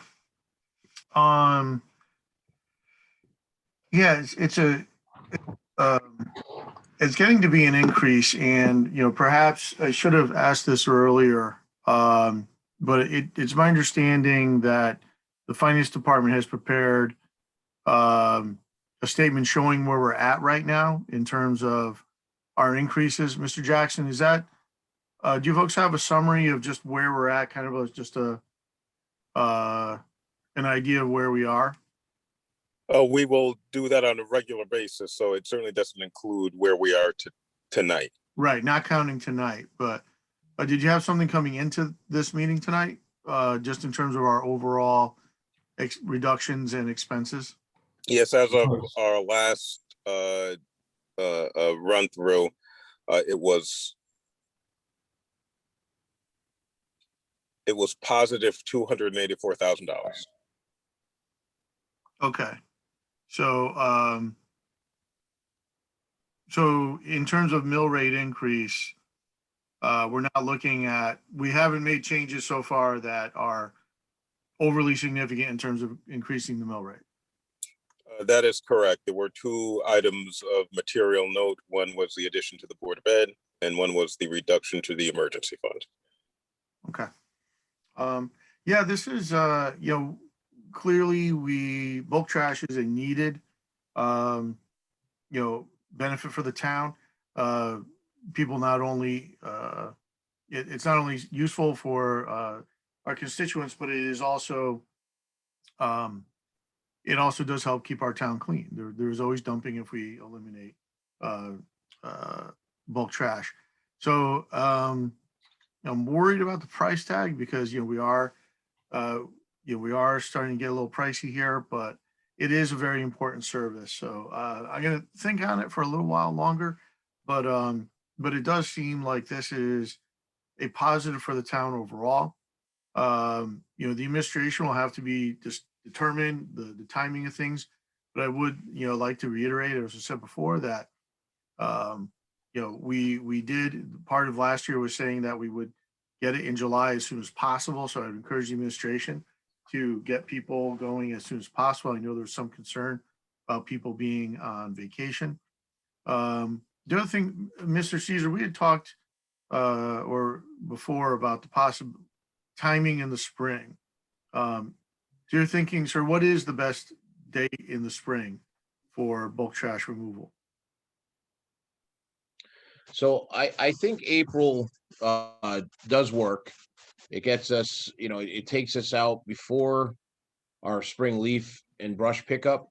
That's always been the idea. Folks have April vacations. Kids are home a week usually from school, or at least what school used to look like.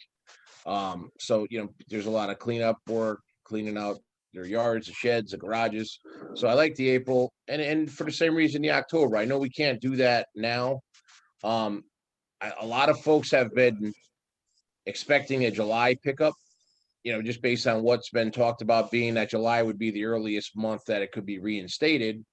I don't really have an issue with that. My only concern is that if we go to this full funding, then it'll be a full month pickup. So my concern, what I was about to say was people going on vacation. It's a big vacation month.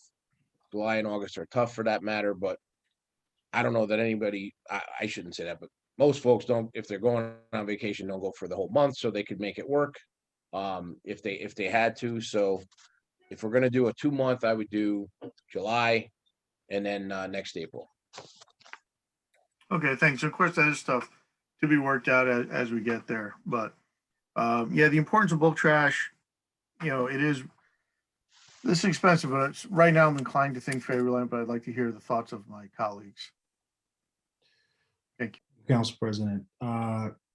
Councilman Caesar was next. Thank you. I have a couple of comments I want to make and a question as well. I don't like the idea of a April pickup. I prefer May. I think I echo the concerns of Councilperson McDowell. I believe Councilperson Bonadies as well, when she talked about the fact of a May pickup. With schools letting out, Quinnipiac dumping, whatever type of leftovers there are from the houses and stuff like that. I think it makes sense to have it in May, not in April. It seems like we're going to just be going back again in May and duplicating possibly what we have to do there. So I don't like May at all. I like July. I'm happy we're doing it in July. I think that's great. My question is, it's been now, 2 years since we've done a bulk pickup now, correct, in the town? Is that accurate? We didn't do it last year, so it's the year before? Last October, the October before, right? That is correct. The October was the last prior. So the July pickup should have a lot more bulk possibly than we expect, right? Because of the fact that it's been so long since we've done one. I would say it's likely that there'll be more material picked up. And then how much is factored in for this number? Is that factored into your numbers? I walked away for a second, so that's a good question. Yeah, Councilman McDowell was pretty thorough in that, and we think we've gotten us to a level where we would feel at least safe at the moment. Sorry, I wasn't here for all of it, but I appreciate that. But yeah, like I said, I don't like the April. I think May is far better, but we can talk about that as we go along. But I don't support the April. I think May is far better. Thank you. Councilwoman Shoemaker's next. Thank you, Mr. Chair. Through you, I just want to affirm to my colleagues that it seems like it is necessary to add this $300,000 to our budget to deal with municipal solid waste.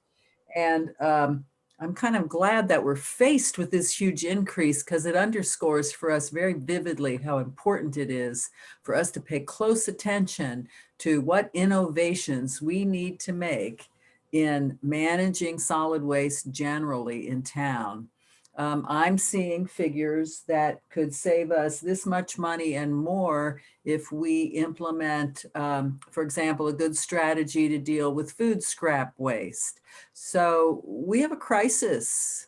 It exacerbates our municipal crisis, but we have a solid waste crisis. And please, let's pay attention to what state legislature actions are coming down the pike to enable some innovations in Connecticut statewide in how we can manage municipal solid waste, because these numbers are way out of control and we're having the stress right here with this budget related to that. So I just wanted to add that to the conversation, and I appreciate Mr. Chair being able to make that comment. I will be supporting this amendment and hoping that we have a vivid memory of these big figures and what we're up against.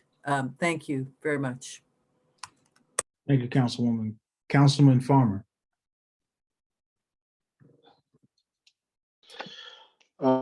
Thank you, Chairman. I appreciate it. I asked my colleagues to bear with me at the moment as I deal with my Tourette's.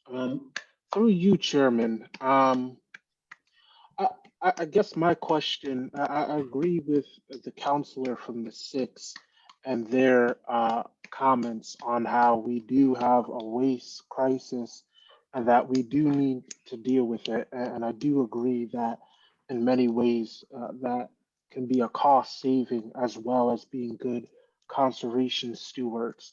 I guess my question to you, Director Caesar, through the chairman, is what is the difference in terms of what was the difference between bulk pickup last year to this year? And did we end up spending more manpower hours to go around to pick up stuff? Or did we break around even? I know that's something hard to potentially quantify, but I think sometimes community members don't realize that, y'all pick up what you see and what you know of. So sometimes your guys or your employees, rather, not to gender, end up being on one side of the town and then have to go all the way on the other to pick up stuff that shouldn't have been there. And that wastes well, again, to gender the term, wastes employee hours to do the work and business of the community. So I don't know if that's something that you can quantify, but if you could speak to that as well in terms of costs, I think it would be insightful for us as the council as well as for the general public. Through you, Chairman. Mr. Caesar. Thank you, Mr. Chair. That's a great question, Councilman Farmer. So, yeah, I mean, essentially, we're waiting on the numbers now. The jury's still out as far as the materials collected at the transfer station during the month of April. We haven't received those numbers yet to give an equivalent to how much ended up there that would normally have been picked up at the curb. I think the only number that you can say is that the $260,000 hauling labor / hauling charge is definitely a savings, but you do raise an excellent point about having public works employees needing to do more illegal dump pickups. And that's a valid point. I do always go back to saying that it's all done on regular salaries. Although we are taking them away from doing other productive things, it's no additional cost. It's just a loss in something else moving in the right direction. We could be accomplishing in other parts of town, whether it be drainage work and any of the other work that we do. But so for sure, it's the 260 and the labor. And then I imagine we're still going to probably end up less than the $160,000 roundabout number that we took in from the curb. But I will report back to this body when we actually have those figures. We are trending higher as expected, though, at the transfer station, but we just don't have all the numbers in yet. Thank you, Director Caesar. Through you, Chairman. Those are all my questions at this moment. Thank you. I have a question, Mr. Director. Just for clarity, the increase that's here to $310,000, that's to move back to our old cycle of 2 pickups per year that last a full month each, right? That is correct, Mr. Chair. What's in the budget now, as I'm looking at it, that is 1 pickup with 2 cycles within a month. Yeah, that's essentially what that funding would afford us. Basically a 2/3 week pickup. One, we would do 2 recorded stops. When I say recorded, they have the GPS on the trucks, that know everywhere they've been. So if somebody said we didn't go to them, they can verify whether we did or not. And we would afford folks the 2. sometimes they do miss. I'm not saying it, but that would have to be that way. This way here, that way would afford us our normal, what everyone was used to. If you guys make this adjustment to the budget back to where we were 2 years ago. But I'm just trying to get clarity around what the current budget does. If we vote down the motion on the floor, Yep. Current budget gets us one sweep twice in 1 month. In 1 month. And I do caution the tipping fees would need to be adjusted. So, in an upward direction from where they are. Not as high as this is now, but I would recommend the tip fee go up, with that as well. Even without the even if we do vote down the current motion, you're recommending that the tipping I would still, or at least, for lack of a better word, put y'all on notice that I'm concerned about that number at the end of the year, then we could look at it further into the fiscal year. But I feel I owe it to everyone to share my concern with that number if we don't make the adjustments that Councilman McDowell had proposed. Okay. The motion on the floor is for an increase of $310,000. Mr. McDowell indicated that he wanted to add timing to that. That's not the part of that has not been a part of the discussion. If I can clarify, when I did make my motion, I did speak to the intent of the motion being that it would fund a pickup in July and May. If the will of the council is to do something differently, I'd entertain a friendly motion. I do not want this to die on that hill. But I think, Council Caesar also made a very compelling argument. The intent was July and May when I made my motion. And that is tied into the motion currently. So I call the vote. The motion is a $310,000 increase split between tipping fees and waste removal contracts and a July and May pickup. We have questions still. I didn't see when they came in, so I deference Council President. Thank you, Chair. I'm just not, I don't know. This is the budget document. I think we could ask that the justification column indicate that the preference is for it to be in July, but I just don't think we can do anything binding here. It's not an ordinance or anything, but I'd accept a friendly suggesting that it be a preference rather than. Yeah, maybe put it in the language of the comment / justification. I'll accept that. I think Council Farmer has to accept as well as the seconder, though. I'll accept that. All right, very good.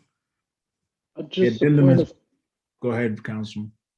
Just a point of clarification through you, Chairman, to Council President.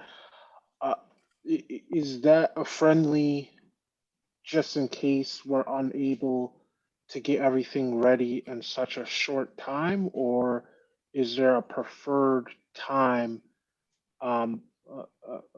that you think would make more sense to pick up stuff throughout the town through you, Chairman? I would just leave it up to Director Caesar. I know the May date makes a whole lot of sense because of the college kids, but I know that we can also recapture some of that by having the landlords deal with that by, asking them to provide a dumpster or charging them for the pickup. I know Director Caesar's done that in the past. So I just think I wanted to be clear, I don't think in the budget, we can't, if we passed an ordinance saying there shall always be bulk trash pickup in, October and April or July and May or whatever, but I just don't think that's binding. But I think we can put, I personally think July is probably the best way to go. And I'm relatively ambivalent about May versus April, and I would leave it up to Councilor Director Caesar's discretion. But if it's the will of the majority of people on council to say, hey, think about May, And then as we get closer, if Mr. Cedar says, hey, you know what? April does work better due to manpower, due to whatever, you know, it's his department to run. But, I think that he's heard us here. You know, there's input on both sides. So I just want it done in the best way possible. So, but I do think the pent up demand, July, I think is important. Mr. Caesar, you want to comment on the timing? Yes, thank you, Mr. Chair. I'm totally receptive to what everyone is saying here. I just want to give you the thought. I think Councilman President McGarry touched on it a little bit. The idea behind the April as opposed to the May is I'm not looking to encourage college houses to be empty out on our curbs and, and then have to, endure those costs as well. We've had some success with, like we said, having our enforcement folks, don't have a problem making that phone call to New Jersey or wherever it may be, where, these landlords, some of the houses live and say, hey, by the way, you're in violation, you need to get a dumpster. And then it becomes their cost and not the taxpayer's cost. Just some food for thought. I mean, we don't have to decide that tonight. Just decide that, I guess that we're going to do the two, which I think, ultimately is great. But yeah, I just wanted to throw that out there just for all the just consider that as well. Thank you. Councilman McDowell. There's actually, I'll wait. There's other hands up that haven't spoken yet. Councilman Caesar. Okay, thank you. So what happens in May when all of a sudden we have illegal dumping all over town because the landlords aren't doing the proper thing, getting dumpsters, and it winds up being dumped on Farmington Canal Line or wherever it may be all over town because of that? What happens in that situation? Well, we would deal with it the way we do all illegal dumps that we cannot find the person responsible for and take care of that, in-house ourselves. We're doing it currently as we speak. But we've had decent success with the landlords and so on. But that's a valid point, Councilman Caesar. It really is. It's kind of a this or that, kind of thing. But just food for thought. Maybe we try it in May and see how that works out compared. I could track data back to when we did this last and see what the tips were in April, as far as in that year, to see how it compares to what the amount of material we collect. So I'm very receptive to all of it. Thank you. Councilwoman Horsley. Yeah, I just want to understand the motion on the floor. So I'm confused about the timing in that that's not in our purview. So I'm just, we're talking about the amount of money we want to give for various things, but it's my understanding that it's up to the director to decide how to run his department. So I'm just curious about, is that part of the motion or not? Because I'm not in favor of controlling what a leader does in their own department. So I'm gonna not support this if that's part of the motion. If I can, Mr. Chair. I think, let me allow to say this, that the motion on the floor was intended to have a time date to it. I think Council President clarified that we do not have the authority to do that. You said, I think, is that a? Yeah, but the idea was to put it to alter the department comments / justifications box. And we could put a recommendation in there, or just say, it was the will of the council. Okay. It was at this point, it's a preference clarification. It is entirely up to Director Caesar. The motion on the floor as it stands now, it is entirely up to Director Caesar how to see to it that these two bulk pickups are delivered to residents. Okay, I feel more comfortable with that and we'll be supporting this. Thank you. Thank you.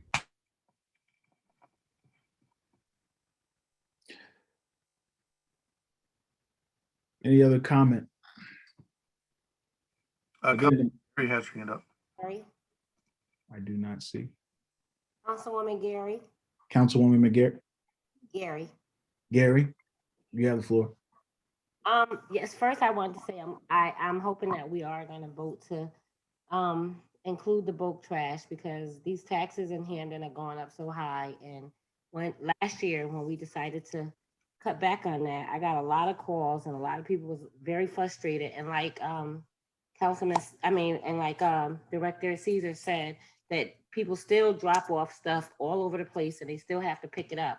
What I do know in my community is they paying taxes and they ain't getting nothing for it. They putting that stuff out there because they know the city is gonna pick it up. So I mean, it's gonna happen. So I hope we get them to bulk pickups. And I know it's a lot of money, and that might be one of the only things that in this budget that I would say increase, because I do know that we strap for cash. So I am glad, and to Director Caesar, thank you for everything that you do and your staff. I do appreciate you because I see the work that you guys do. So I hope we do vote to have these two bulk trash put back into the budget because I mean, our residents pay tons of money in taxes and they deserve it. Thank you, Councilwoman. Any other comment?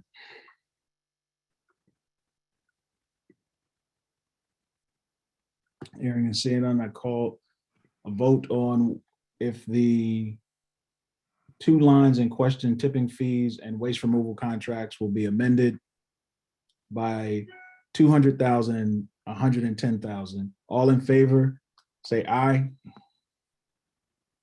Aye. Aye. All opposed, say nay. All abstentions.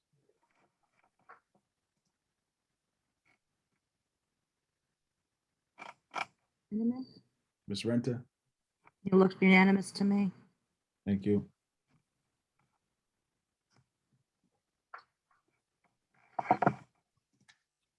Now back to the expenditures. That was one line, set of lines. I know we had discussion about not changing others. That was a comment. Are there any other questions? I see 1, 2. President McGarry. Actually, Councilman McDowell might still have the floor. That was one motion. Yeah, So I think he actually still has the floor. I appreciate it. Thank you. We did put just a wee bit more into tipping fees just to be extra certain. I think Director Caesar, you feel as though you have enough flexibility now in your budget to move things around as you'll need to make things work. Yes, I do. I just wanted to also mention too, if barring any, on day one with the funding put into the regular overtime account, we can go back to, I think I would compromise. I'd look to go back to one, as I mentioned, one Saturday a month and see how that works. We can always make an adjustment back to 2 if we feel, but that's also a tremendous service for the working folks of this town to be able to go to the transfer station on Saturday. It's been very busy these last couple of Saturdays that we were able to open. As I explained in the past, we captured that expense underneath another contractual line item, so it hasn't cost us any additional funding to do so, but it's been very busy and folks have been very appreciative. So if we do the current funding with the regular overtime, I would offer at this point another one Saturday a month to the transfer station.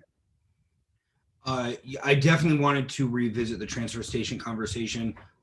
There are a lot of hands up right now. I don't want to further delay those. I do want to come back to the Saturday conversation. But other than that, you feel like your department is in a good place to handle your year? Yeah, I do have to say, I've been at this for 10 or 11 budgets now. This is one of the better documents that I've seen. So my compliments to Mayor Lang for that. It's pretty very reasonable. So I commend him for that. Thank you very much. I'll rest my time, and if nobody else picks it up, we'll come back to Saturday transfer station hours before we close out this budget. Thank you. Councilwoman Wetmore. Thank you, Mr. Chair. I think this question may be for Mr. Jackson, but I'm going to ask Director Caesar. Are they planning to have any of the concerts or the fireworks this year? I noticed that you had it in the special events, but I didn't know if they were planning to have it. That seems like a low number if they are. Yes, the plan is to have some events, but at a much smaller scale, which is why the dollars are reduced to promote social distancing and all that stuff while we hopefully, knock wood, come to the end of the pandemic. Okay, thank you. Councilwoman Bonadies? Thank you, Chair. Director Caesar, I had a question about line 130760578. It's field renovations. The number is quite a bit increased from the past. I was wondering if there are, is there a certain field that you're looking to put some money into and make some renovations?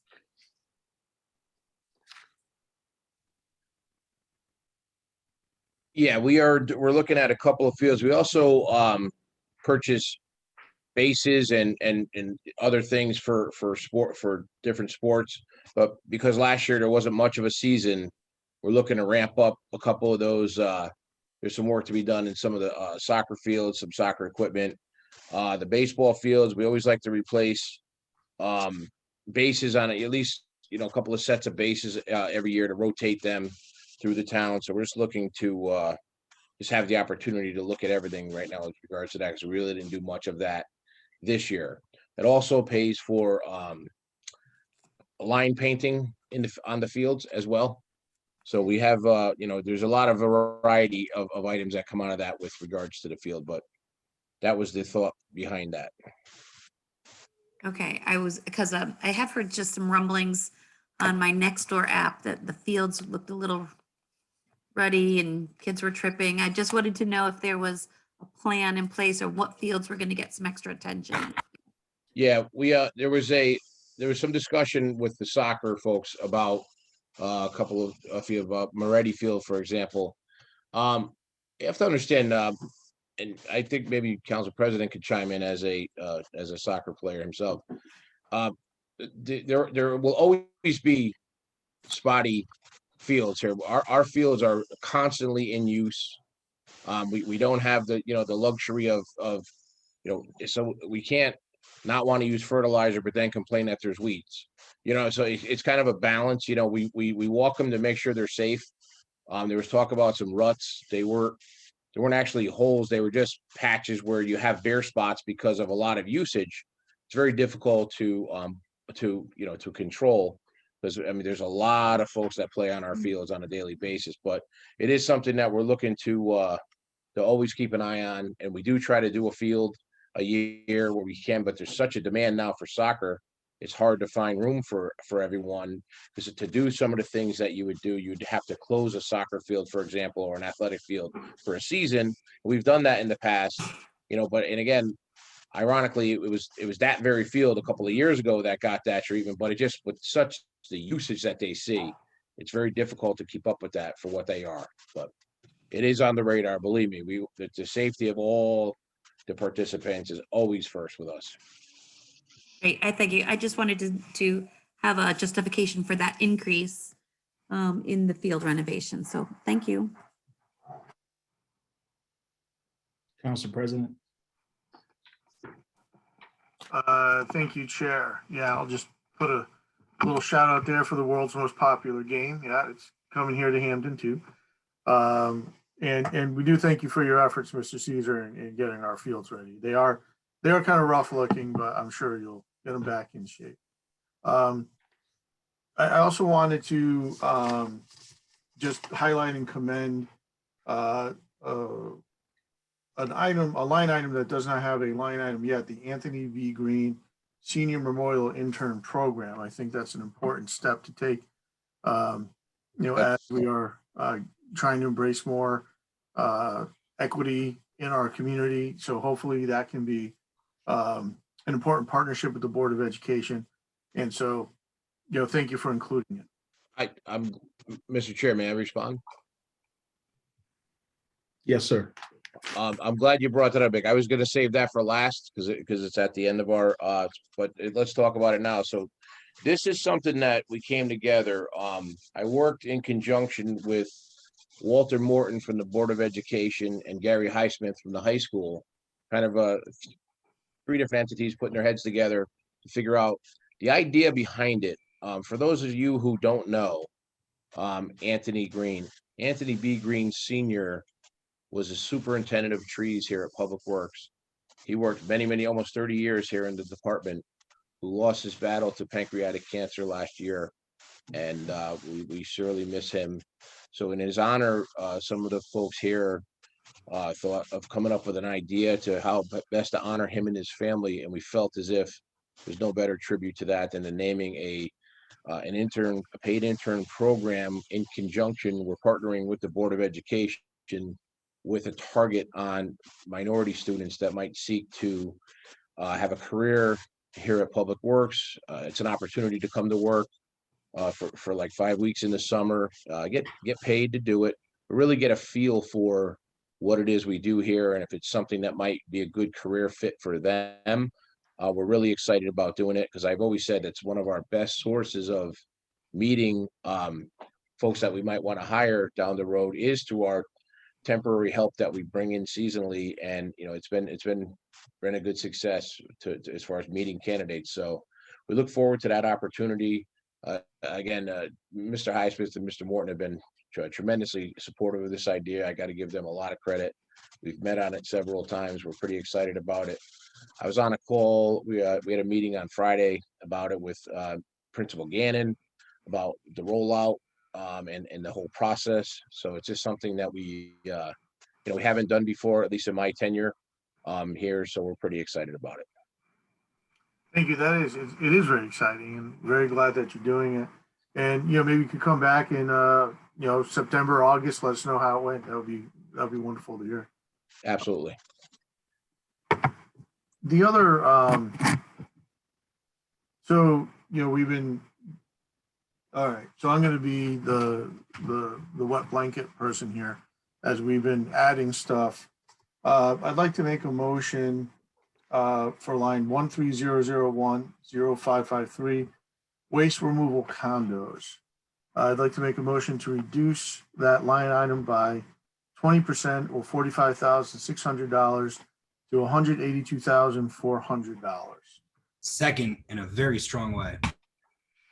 Thank you.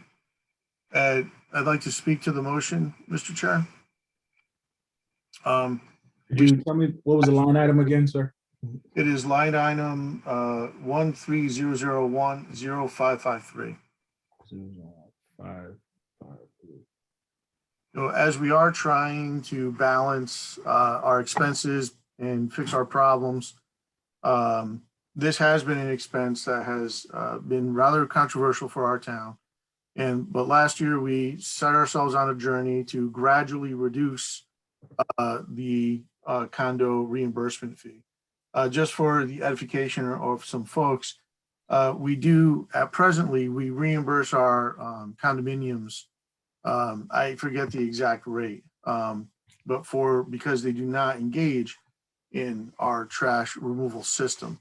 But however, this is a relatively unique process to the town of Hamden. And given some of the fiscal constraints that we are operating under still, I do believe we should just continue on the path that we were and just gradually phase it out so that it's not too much of a shock to the system of our condo associations, but does lead if we just continue on this for the next few years. Hopefully we can just phase that out and we'll recapture some of that revenue for the town. Thank you. Point of clarification, can you repeat the amendment?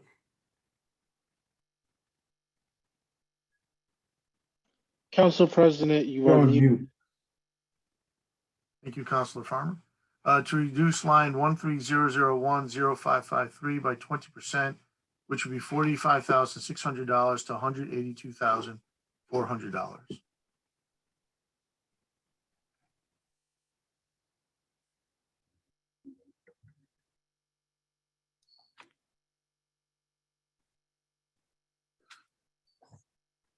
There's a motion on the floor Any comment?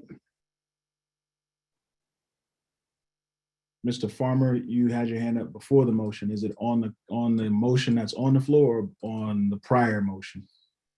If I can, I'd like to speak to the motion on the floor. I had my hand up before, but I have words to share. On the new addendum, okay. Thank you, Chairman. As the counselor who represents the most condos in the town, before we brought this up in my first term on council, my first budget, and I thought about it as subsidizing private industry. And then I've talked to condos and talked to condo associations and community members, and we don't allow people to do a la carte services for taxes, but in this particular case, we are taxing a community that our initial intention was to serve our seniors in our community, where we have one of the eldest communities in the state as well as in the country. That's not necessarily still the intention, but it is a past practice that we've done for some time. As we've talked about communities struggling, as we talked about individuals struggling throughout this budget and departments helping in that, to cut this in such a time does not seem appropriate to me. I will not be supporting any cut to this line.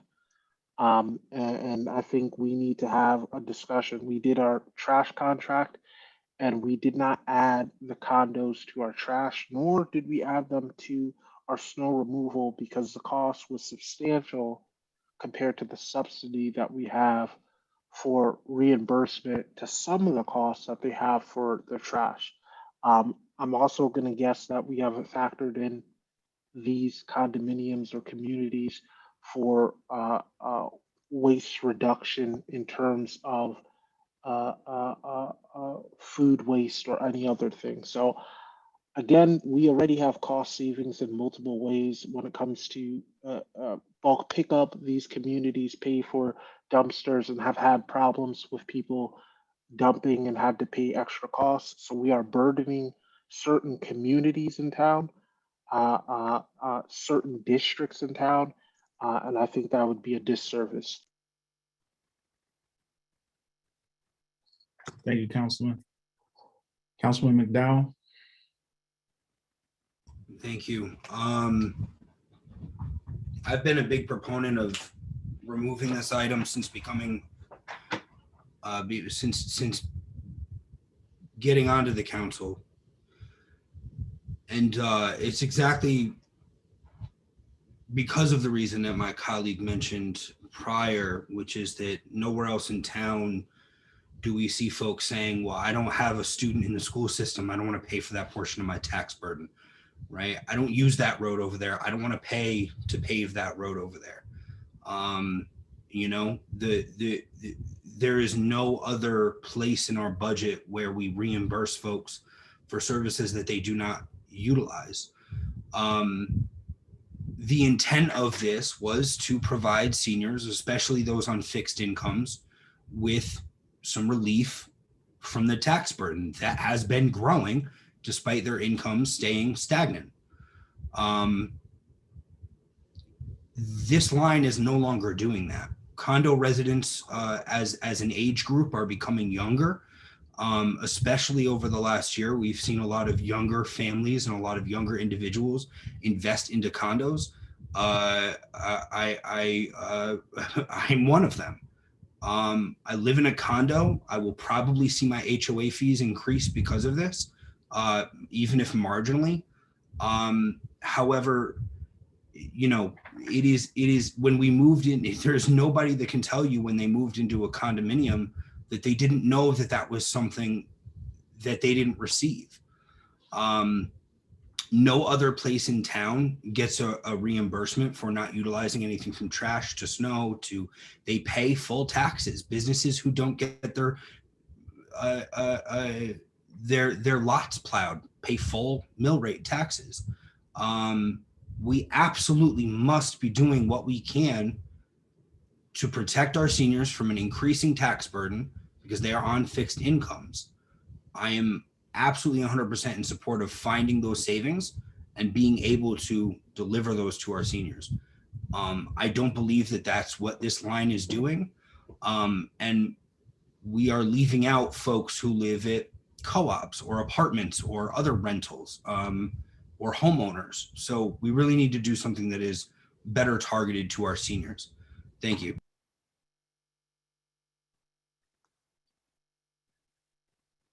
Councilman Farmer.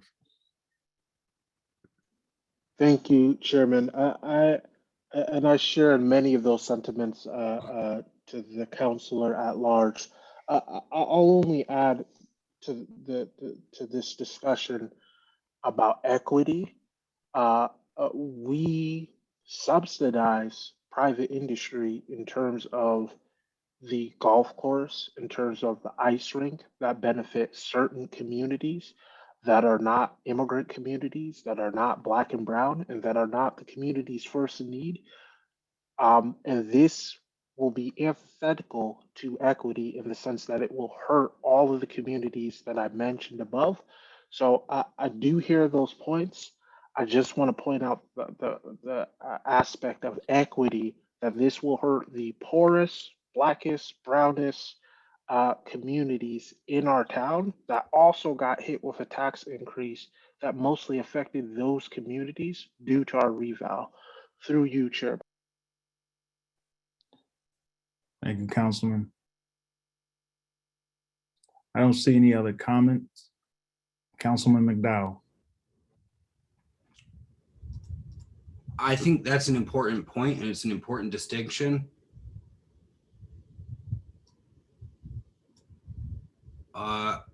I'd like to request that this item be tabled so we can get more information.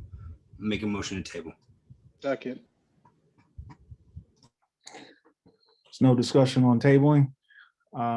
Back to the motion on the floor is the overall expenditure. Mr. Chair, we have to. We have to have a vote on the motion to table. Okay. All in favor of tabling the motion, say aye. Aye. Aye. All opposed?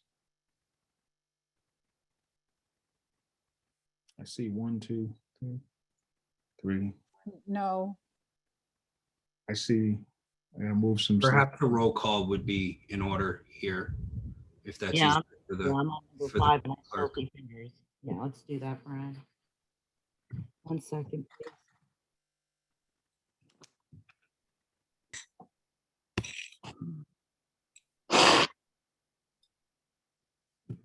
All in favor of, no, roll call, Ms. Renta?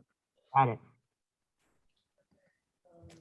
Councilman Austin, Nay.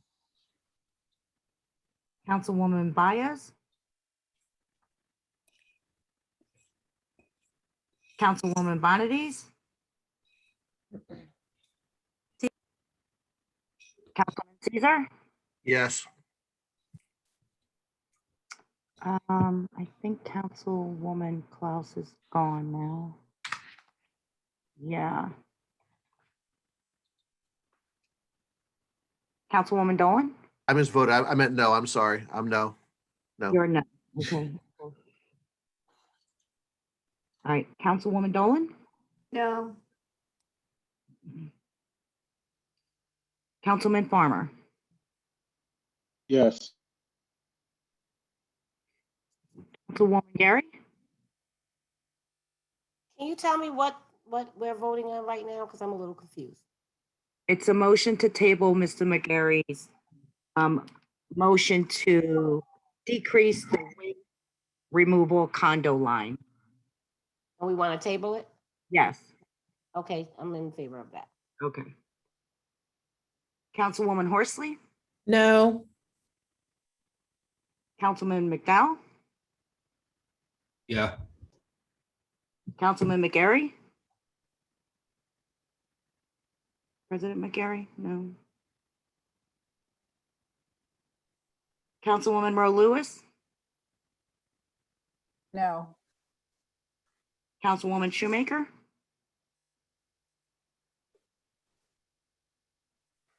I'm sorry. No. Gotcha. Thank you. Councilman Weber No. and Councilwoman Wetmore. Yes.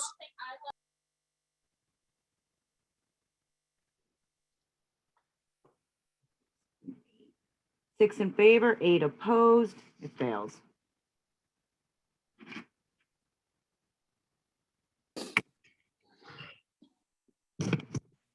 So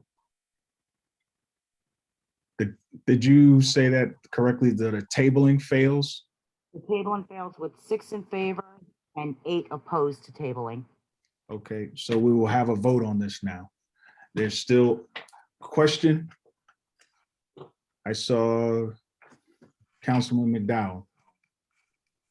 I believe I believe the council from the 9th district had her hand up first. Councilwoman McBonadies. Thank you. So if we're not going to table this, then I would like to get some information. I mean, Mr. McDowell made an assumption that condo dwellers are now a younger age, the mean age is dropped. Is there any way we can get information on that? I don't know that we're, I don't know if that is true or not, just because Mr. McDowell has purchased a condo, or if there is actual data behind that. Would you mind if I speak to that, Mr. Chair? Sure, Ms. McDowell.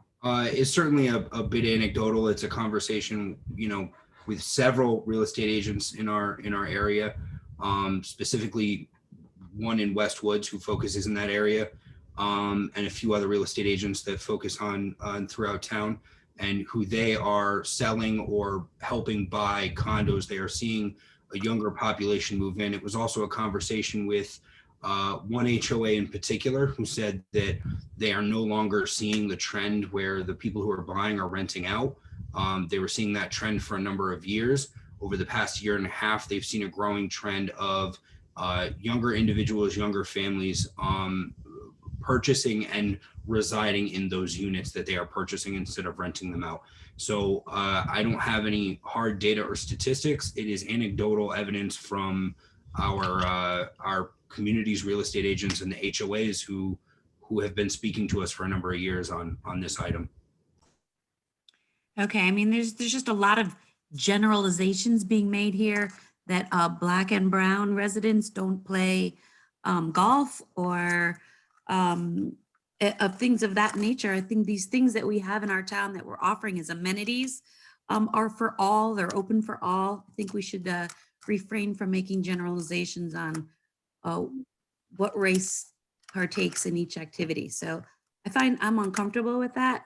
I think it's open to all people, and that's why we offer those things. So I'll just leave that there. Thank you.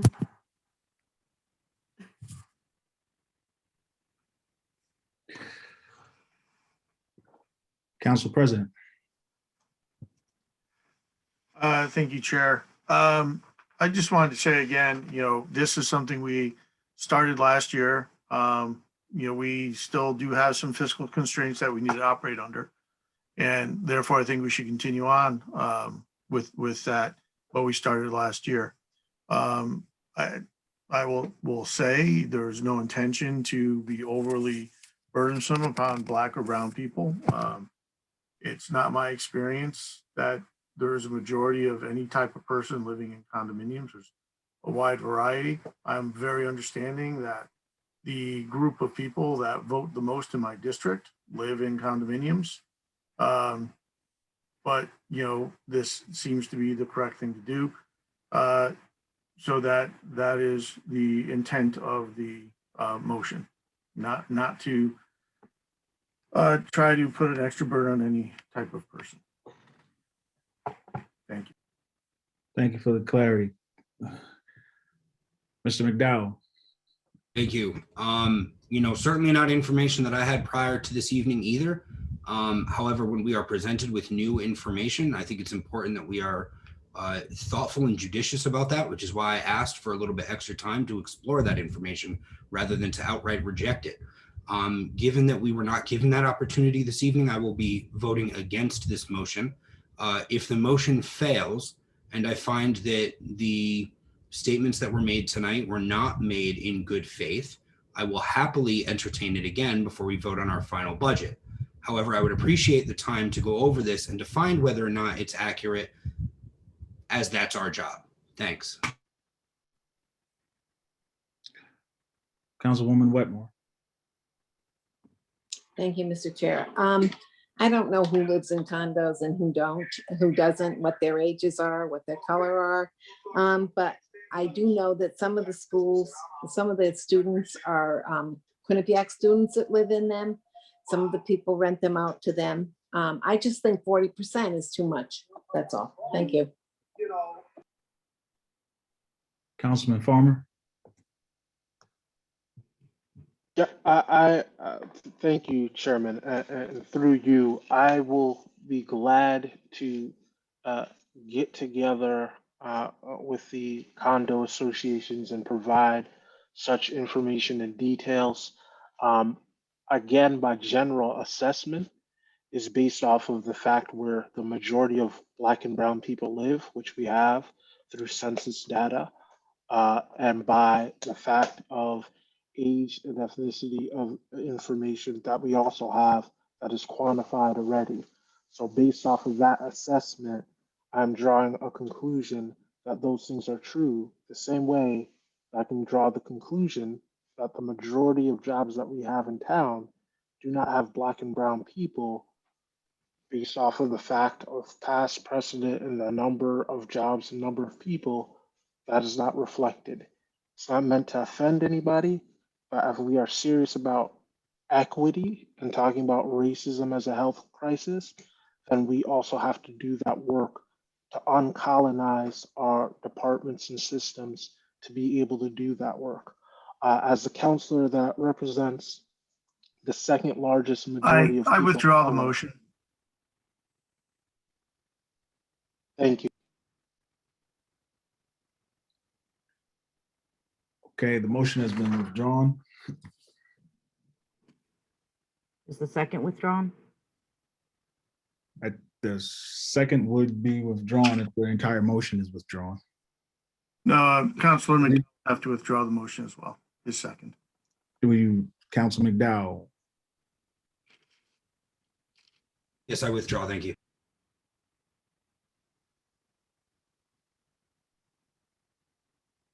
Okay. Back to the discussion of the expenditures overall then.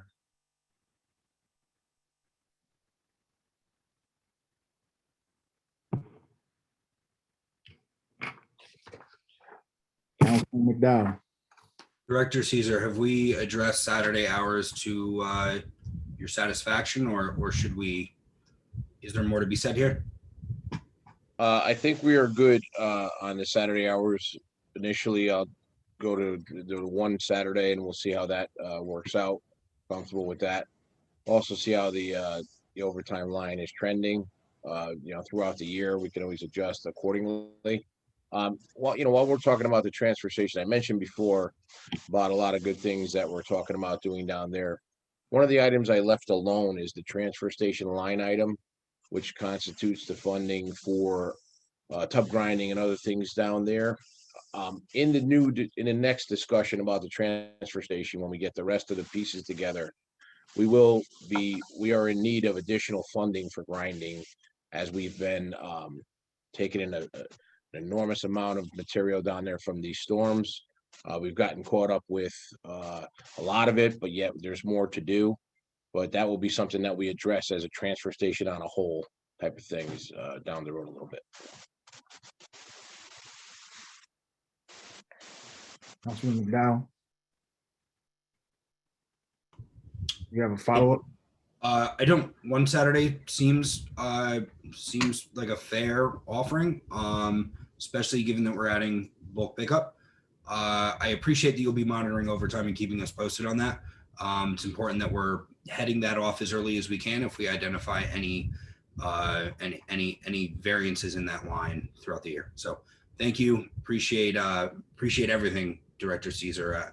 You were on your toes a lot tonight, so thank you.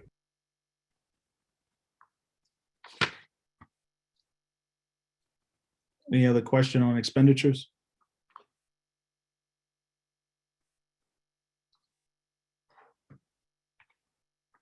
Hearing seen none, I'll call the vote.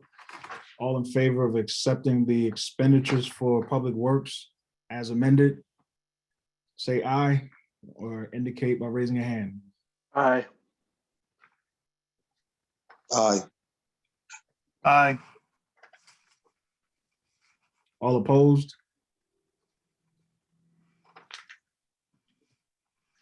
Abstentions?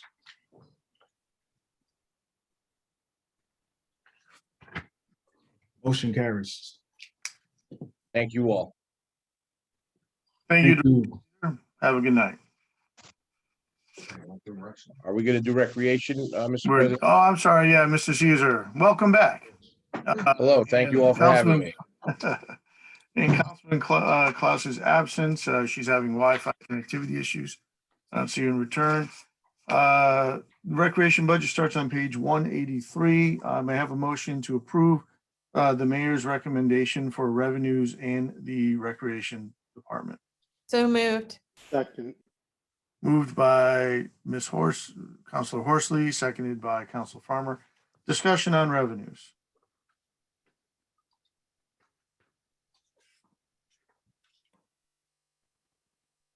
Discussion on revenues.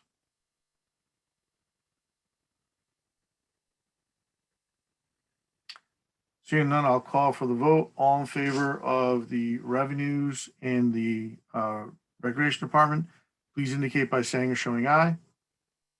Aye. Opposed? Abstentions? One. I have not looked at this, so. Mr. Olson is abstained. We'll move on to positions in the recreation department. May I have a motion to approve the mayor's recommendations for the positions in the recreation department? Second. Moved by Councilor Horsley, seconded by Councilor McDowell. Discussion. Any discussion? Councilor Farmer.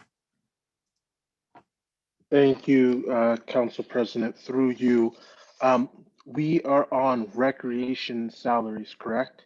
That is correct. Positions. Positions. I apologize. Thank you for the correction.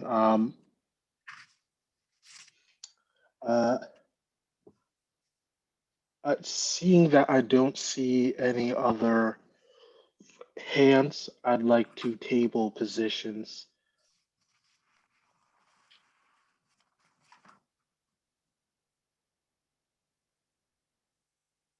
Is that a motion to table? I'm making a motion to table. Ms. Wetmore, are you seconding the motion to table, Ms. Wetmore? I'm sorry, point of No, I'm not. Yeah, clarification. there's no, yes, Councilor McDowell? Sorry, my audio cut out. What's being motioned to table? There is a motion on the floor to table positions in the recreation department. I'm sorry, Okay, thank you. It has not yet been seconded. Second. All right, there's a motion to table positions in the recreation department. There is no discussion on a motion to table. For clarification, you want to do a roll call, Ms. Renta?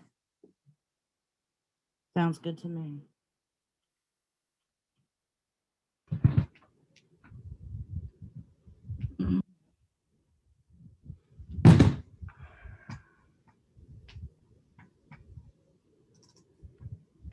Councilman Alston, Abstain.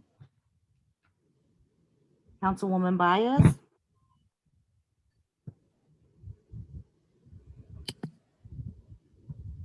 Nothing came out. Councilwoman Byers. Yes. Gotcha. Councilwoman Bonadies. Negative. Councilman Caesar. Nope. Councilwoman Klaus is not here. I am here. I just logged back in. Oh, I see you. So I will abstain from. Gotcha. I'm sorry. Councilwoman Dolan. No. Councilman Farmer. Yes. Councilwoman Gary. Yes. Councilwoman Horsley. No. Councilman McDowell. Yes. President McGarry. No. Councilwoman Rowe Lewis.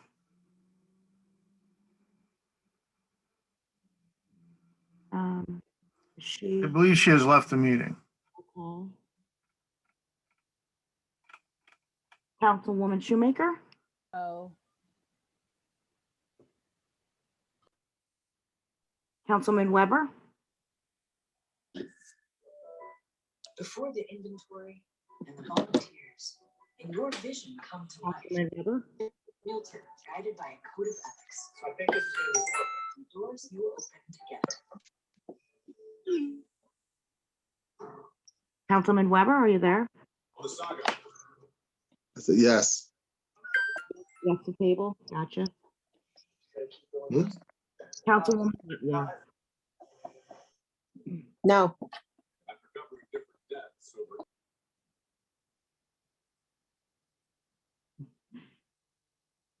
6 yes, 6 no, 2 abstentions. It fails.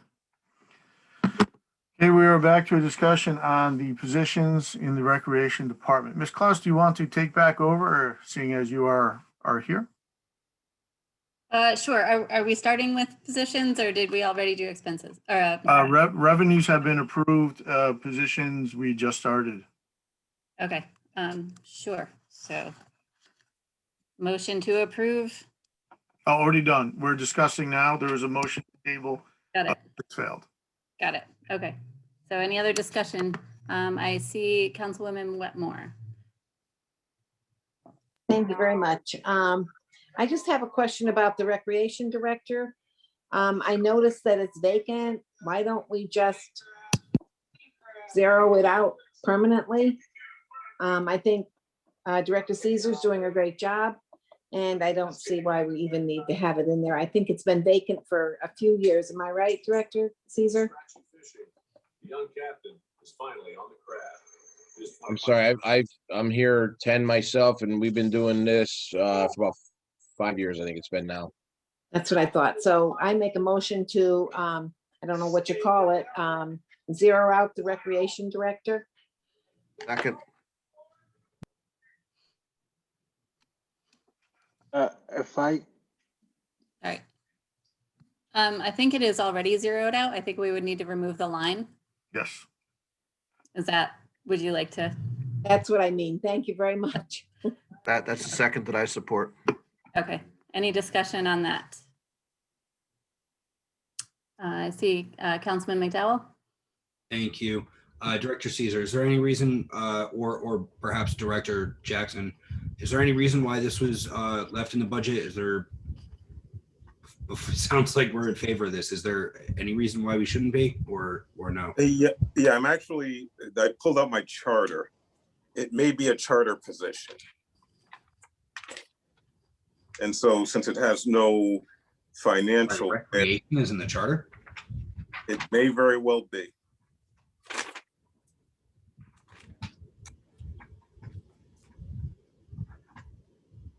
It looks like there's another question. Perhaps we should move on while that's being, thank you, Chair. Okay, Councilwoman Bonadies. Oh, thank you. I'm just concerned, I mean, as much as we want Director Caesar to stay on forever, he may not be able to stay on forever in that position. May need to remain in the budget for future years. I don't know, is it just as easy to snap it back in if things change? I don't know about the mechanics of that. So I'm just raising that issue. I mean, because Mr. Director Caesar's running this position now does not mean that that's going to be in for perpetuity. Thank you. Sure, thank you. Councilman Caesar. Thank you. My understanding would be, with having done about 7 or 8 of these budgets now, if that were the case, we could always propose an add of the position during budget time. So I really don't think it would matter in terms of having to add a position back if that was the case. I don't see that as an issue, but that's just my take on it. So I'm going to be supporting Councilperson Webb's proposal here. And thank you. Thank you. See, Director Jackson, I think it looks like you have a response, so we'll go there first. Yes, I do not see it as a charter position. So I think you are fully authorized to move as you see fit. Okay, thank you. Councilman Caesar, your hand is still up. Is that, are you, no? Okay. Councilman Farmer. Sorry, I apologize. I'm all set. No problem. Yeah, to the council president's point earlier, through you, Chairwoman, you know, we are a city. We are anywhere from the 9th to 11th largest municipality in the state. At some point, we're going to need a plan on how we responsibly grow. I think it makes sense just keeping this item empty until the administration or ourselves come up with a plan. Through you, Chairperson. Thank you. Councilwoman Shoemaker. Thank you. Yes, to piggyback on my colleague from the 5th District, this stipend is actually covering a shared management of the department. It's not just one director. And so that's a statement that this department has some trans-departmental relevance to the town. And as we grow and make other kinds of changes to adapt, we might not want to position a future council or administration to the difficult task of reconstituting the recreation director position. So I will be voting. I'm happy that it's zeroed out for right now and we're managing it interdepartmentally, but I will be voting against the idea of eliminating the position from the budget so that there's not a big brouhaha when the time comes that we actually need to reconfigure again. Thank you very much. Okay, thank you. Councilwoman Wetmore. Thank you, Madam Chair.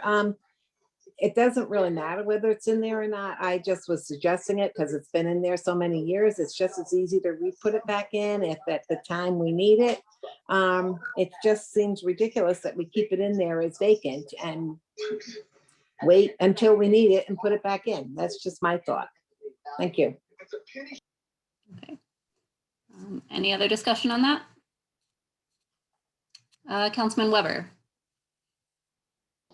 I just have a question, not necessarily on the recreational director zeroing out, but around the roles of the recreational supervisor. Okay, maybe we can get into that after the vote on the director, unless it's going to affect that vote. Well, I was, yeah, well. I mean, if it's going to affect that vote, go ahead with it. For me, it may Okay, affect that vote. I'll allow it. Thank you.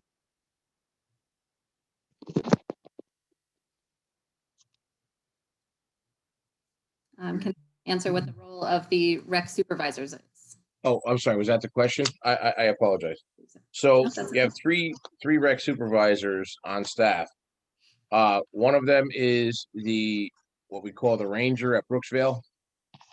Their only task is to manage the 500 acres at Brooksville, animals, etc. The other two are in the rec office. One of them handles essentially, they both kind of overlap, but athletics is the focus, and they're all involved in events.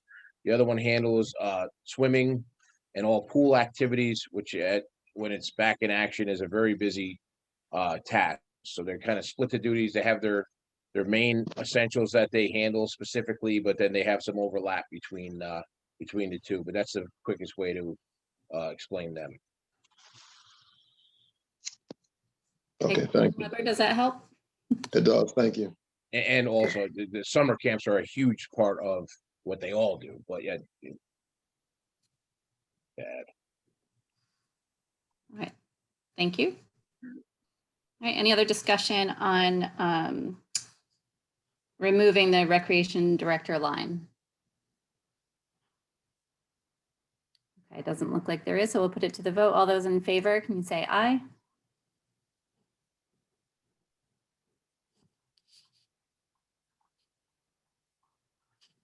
Okay. And opposed? Opposed. And abstentions? Okay, Mr. Enta, you got all that? I believe I saw 3 opposed. Okay, that's what I saw too. Alrighty, thank you. So that passes, so that will be removed. Any other discussion on positions as a whole?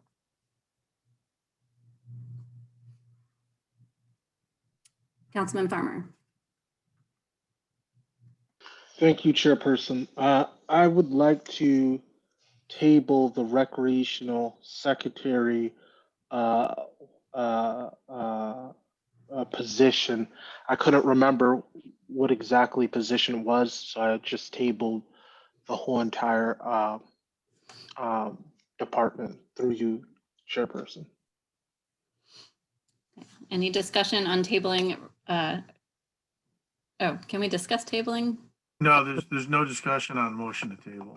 There Just needs on to be one a line, second, okay. there needs to be a second as well to that. There's no So it second. does need to be a Right. second. However. Is there a second? Sorry, my audio cut out again. We're tabling what exactly? The recreational secretary line. I'll second. Okay, discussion?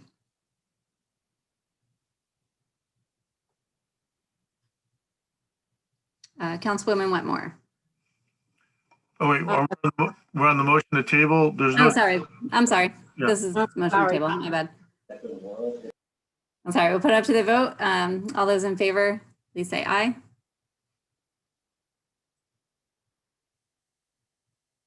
Aye. Okay. And opposed?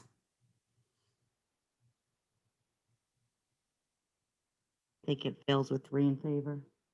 Okay. And abstain. Okay, that's what I had too.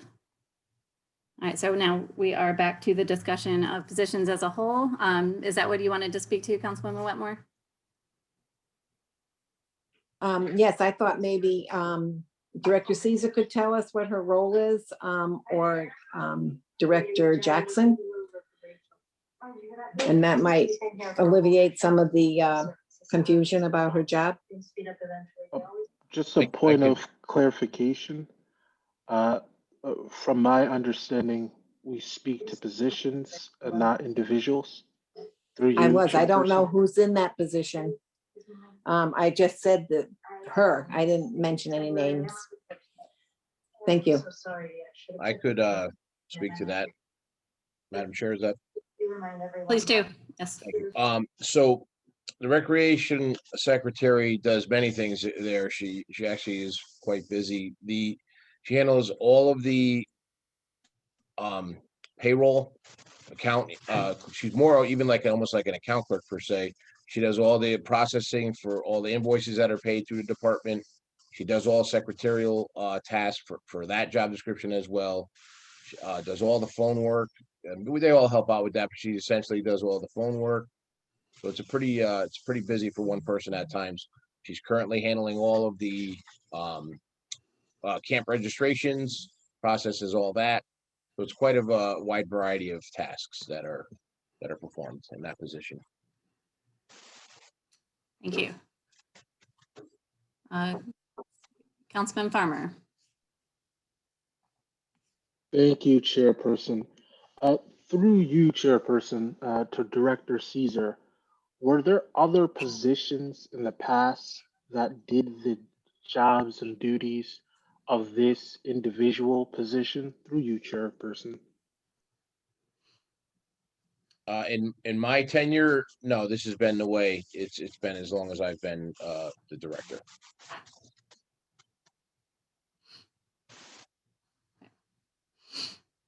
Thank you.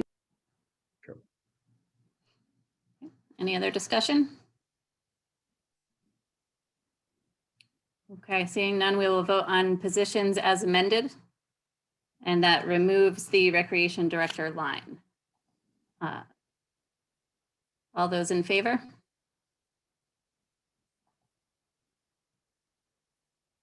Opposed?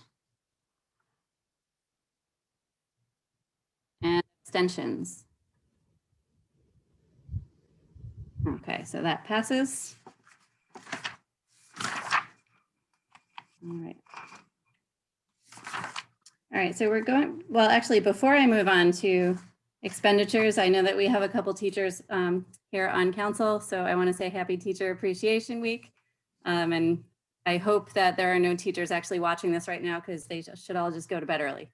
So, all right, can I get a motion to move the mayor's recommended expenditures? So moved. Second. Thank you, and discussion.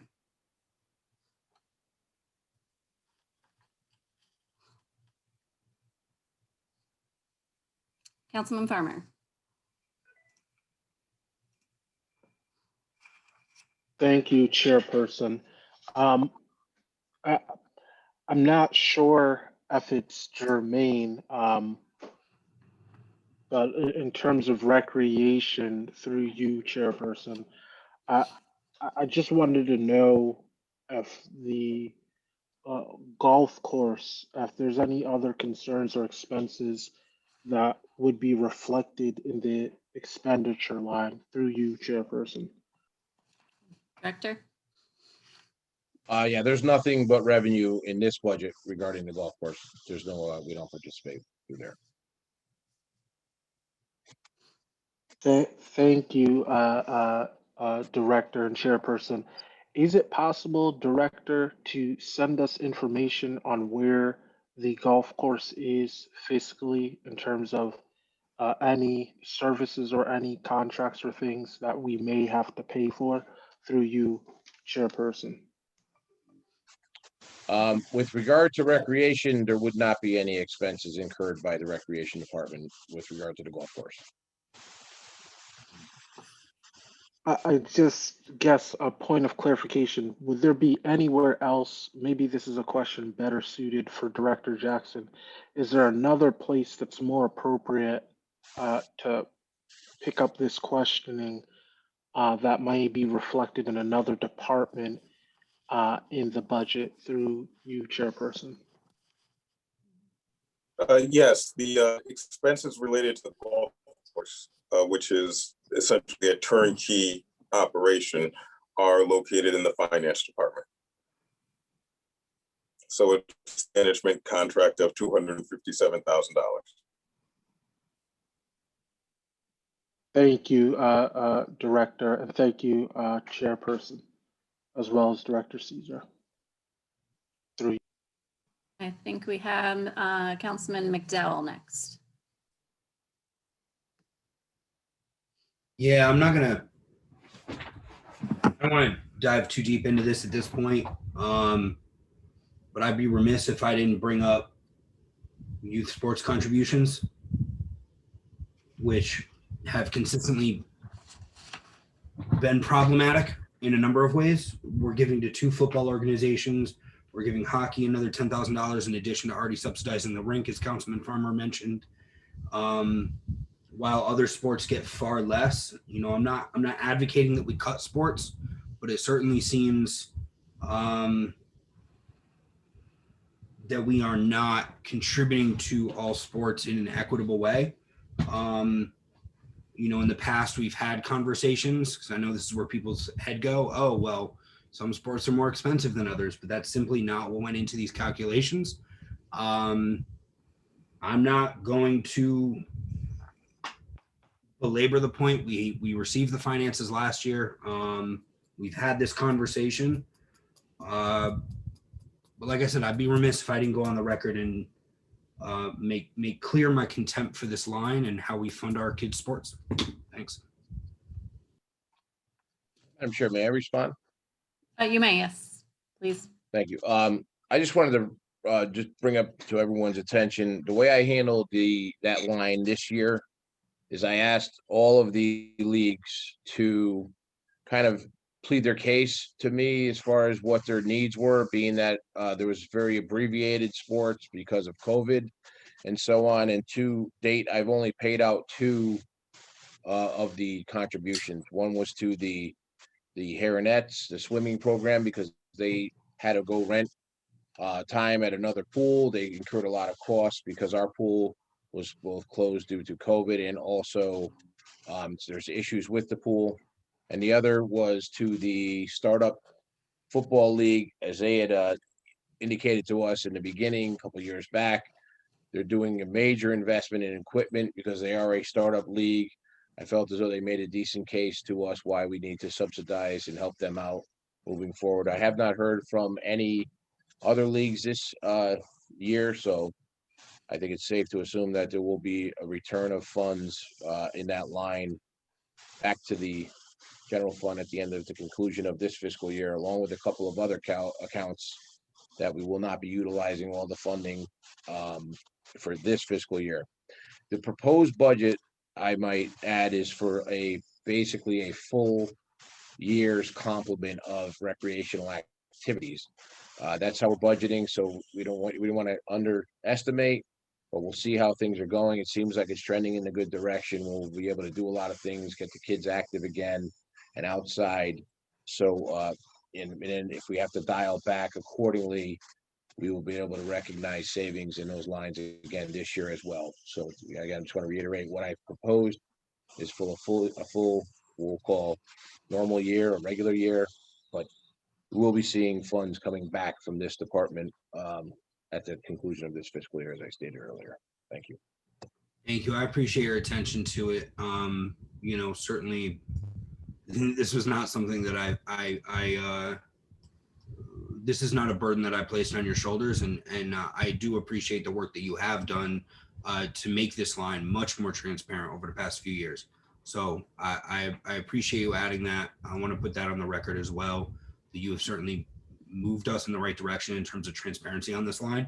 And I'm certainly not advocating that we cut. I mean, this line is I'm gonna regret saying this, but this line is not consequential to our bottom line. It's just not. Let's be real. It's not. Nobody is saving more than 10 or 15 cents annually if we finagle with or cut this line. It's just not happening. So we should make sure that our students, our residents, our children are having their sports adequately and equitably funded. I suppose I'm concerned more with those that are maybe underfunded rather than those that are receiving funding. Also, the funding, as we've discussed in past years, does it help students who might not normally play hockey find access to the ice rink, right? Those kind of things. So we've had the conversation. I appreciate your work on this, Director Caesar, and thank you all for humoring me. Let's see, we have Councilwoman Wetmore is next. Thank you, Madam Chair. I just have a question. Did I miss the revenues? Because I had a question for that. Did we vote on the revenues already? I was not here for that, so. Yes, revenues have been voted on. They have been or haven't? They have been approved.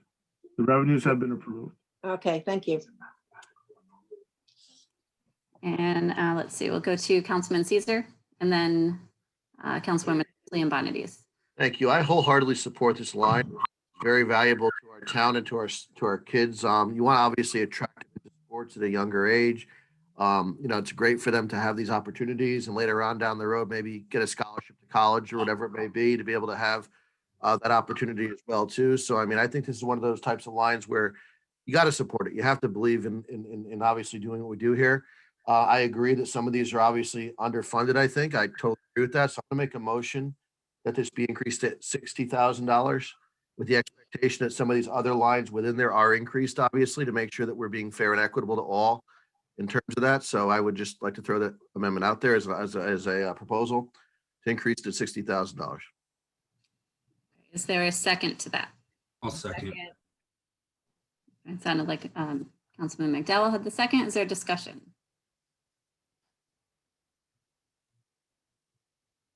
And if you were going to speak to the expenses as a whole, if you put your hands down, I do have it written. So Councilwoman Horsley, were you going to speak to that? Oh no, I just saw your hand go down. No, I didn't put it down. Oh, you didn't? Okay. Someone put it down. I just want to say that I fully support that we are supporting youth sports in Hamden. Hamden youth hockey has one of the best youth learn to play programs in the state, I would say.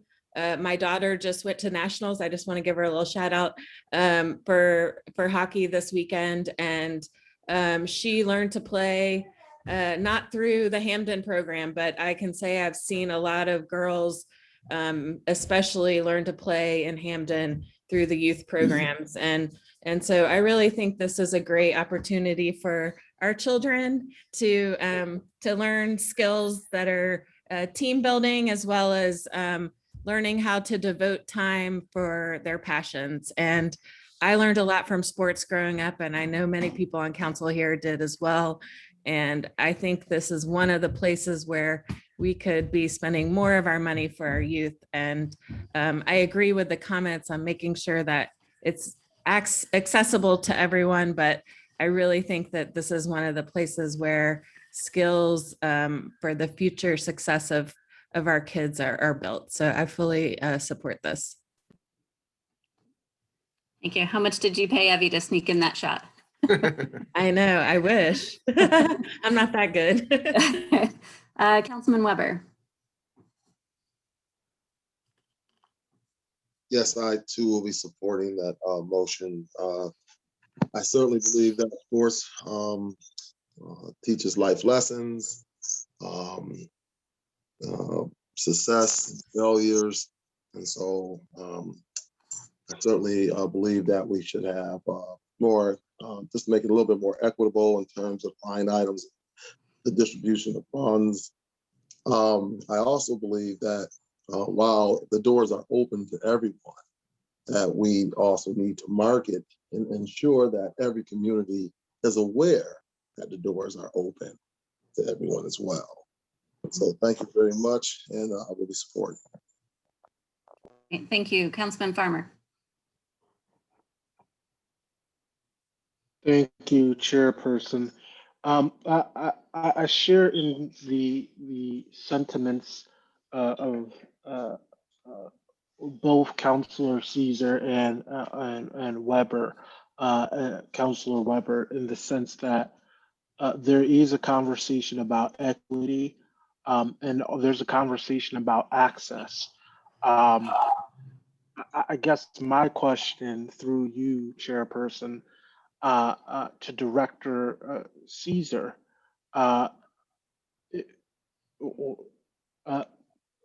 what does this money pay for in terms of, does it pay for advertising? Does it pay for equipment? Does it pay for rental of places? Because I think that would determine the cost. And if the money, if we don't have the programming right there, then I'm not sure how this money would be applied. And then the next question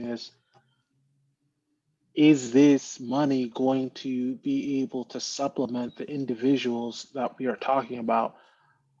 So through you, Chairperson, Director Caesar, if you can answer or speak to those questions, it'd be appreciated. I understand I'm not really talking in the clearest way, so I'm just I'm talking through it as I'm talking to you. So through you.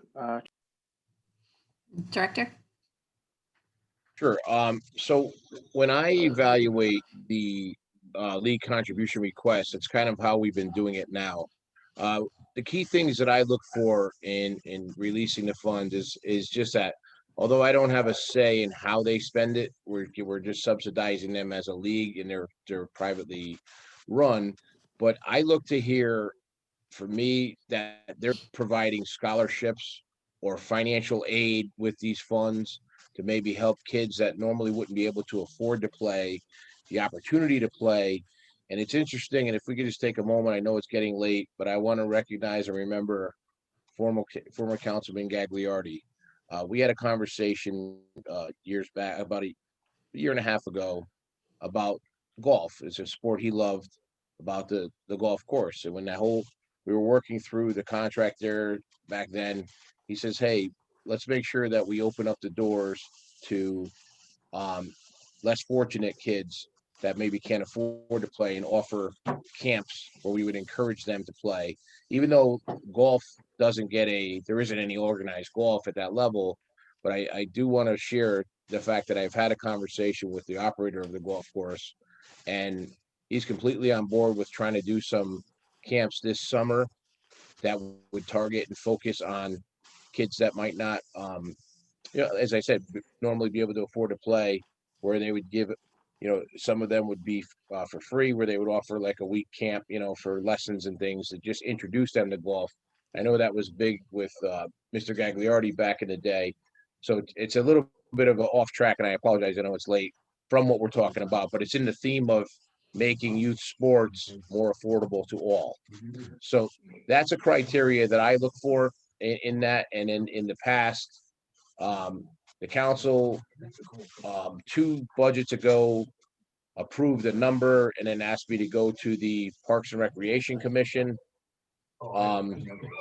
and get their input on what league should get what and so on. And then last year we came up with those numbers and they're in the budget. They're currently in the budget now. It spells out what leagues get what. So I would say that if you folks want to change that number and do that, I don't know if tonight's the night to make we have to just recognize the fact that in the past we voted the vote for the normal funding is already allocated to each league in this document. So we just need to either make it contingent that you're going to maybe the commission will revisit it or something. It'll have to come back, or you would have to determine tonight who's going to get what. Either way, it's whatever. I don't expect you to know all that tonight. I think the spirit of the motion was just to enhance for the kids. I got that, but I'm just bringing that to your attention that the way it's set up, this vote tonight, if it didn't get amended, would be specifically for X. So that's all I want to add. I hope I didn't confuse everyone with that. Yeah. Nope, that's helpful. Let's see, who do we have? We have Councillor McDowell next. Thank you. I kind of already hit it. I just wanted to ask Director Caesar if you feel that these additional funds, do you feel like you and your department have the ability to make sure that they are expended appropriately? Yes, I do. Thank you. Let's see, Councillor Caesar, would you like to amend any of that to distribute specifically, or? Well, I definitely want to make it, the spirit of my amendment was to make it more equitable to all the different sports groups, not just to one particular group, whatever it may be. I really think that I'd like to leave it to the prerogative of the director to decide where those monies go. I just want to make sure that it's obviously put toward a variety of different groups, not just one. I don't know what the will of the council is here. Would we rather be the ones to set that? I totally would entertain that. Or are we better off just allocating it to him and letting him decide with the expectation that, I want to see increases in, for example, football. I want to see increases in basketball. There's different groups I want to see focused on, maybe an addition of golf. I don't see golf here. So, I just think that, a variety of different activities are helpful.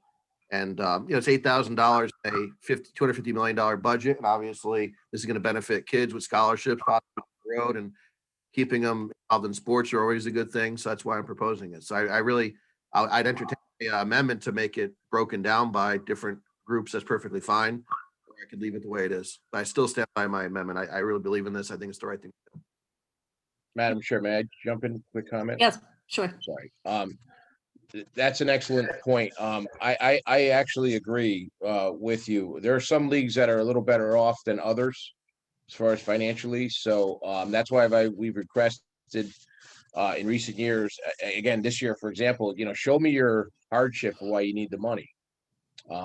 Some of them, I'm not going to speak to their finances, but maybe they don't need the money, but I like them to plead a case. And I do have, focus on a few, and I think Councilman Caesar just, hit the nail on the head with a few of the sports that I think, are in more of a need for the funding and would be able to enhance the enrollment into these programs. So I'm definitely on board with that. I don't, maybe if you left it to the discretion, if that's possible, like that, we can do a vetting process within the department and determine what, if you decided to increase the amount. If not, if you look on the line, it has each one spelled out. So, but I do agree that some do need it more than others. Can I speak to this as well, please, Madam Chair? Sure, since you made Thank the you. I just want to reiterate that also, being a high school teacher myself, I see the benefits of these programs in high school later on when these kids go through the programs at the younger age. Obviously, they have more of an interest. They become better at the sports, obviously, too. I agree. And I just really want to see it be done more equitably. And I just think it needs to echo the concerns of, I believe it was Councilperson Farmer, Councilperson McDowell, about equity here and trying to make sure that we support these programs and spread the money around, obviously. That's why I stand by this. Thank you. And I'll just jump in and just say that being able to vet, I think, is a really important idea. So I appreciate you going ahead and offering that. Councilman Farmer. Thank you, Chairperson, and thank you, Councilor Caesar, for bringing this amendment. Two thoughts that I want to share. One is that in many ways, this is in respects a public safety thing, giving young people opportunities to stay busy after school and to stay out of trouble or not to find trouble. So I appreciate that effort. But I also, I think it needs to be spread around, and I trust Director Caesar would do that equitably as he can. But I also would love if we had an opportunity to honor former Councilman Gagliardi and make a concerted effort. I don't know what that would take. And I know clubs and golfing equipment is expensive, just like lacrosse equipment is expensive. But if we can be methodical and equitable about it, I think that would be deeply appreciated. I don't know what time constraints or other things would have to go into doing that. But just wanted to share those sentiments through. Councilor McDowell. I think I'm all set. Thanks. Okay. Any other discussion on raising the youth sports contribution line to 60,000? Okay, seeing none, we'll put that for the vote. All those in favor, please say aye. Aye. Aye. Opposed? Oh, opposed? And abstentions? Okay, it looks like that passes unanimously. All right, any other discussion on expenditures as a whole? Okay, looks like none. So we'll go ahead and put the expenditures as amended to a vote. All those in favor, please indicate by saying aye. Aye. Aye. All those opposed?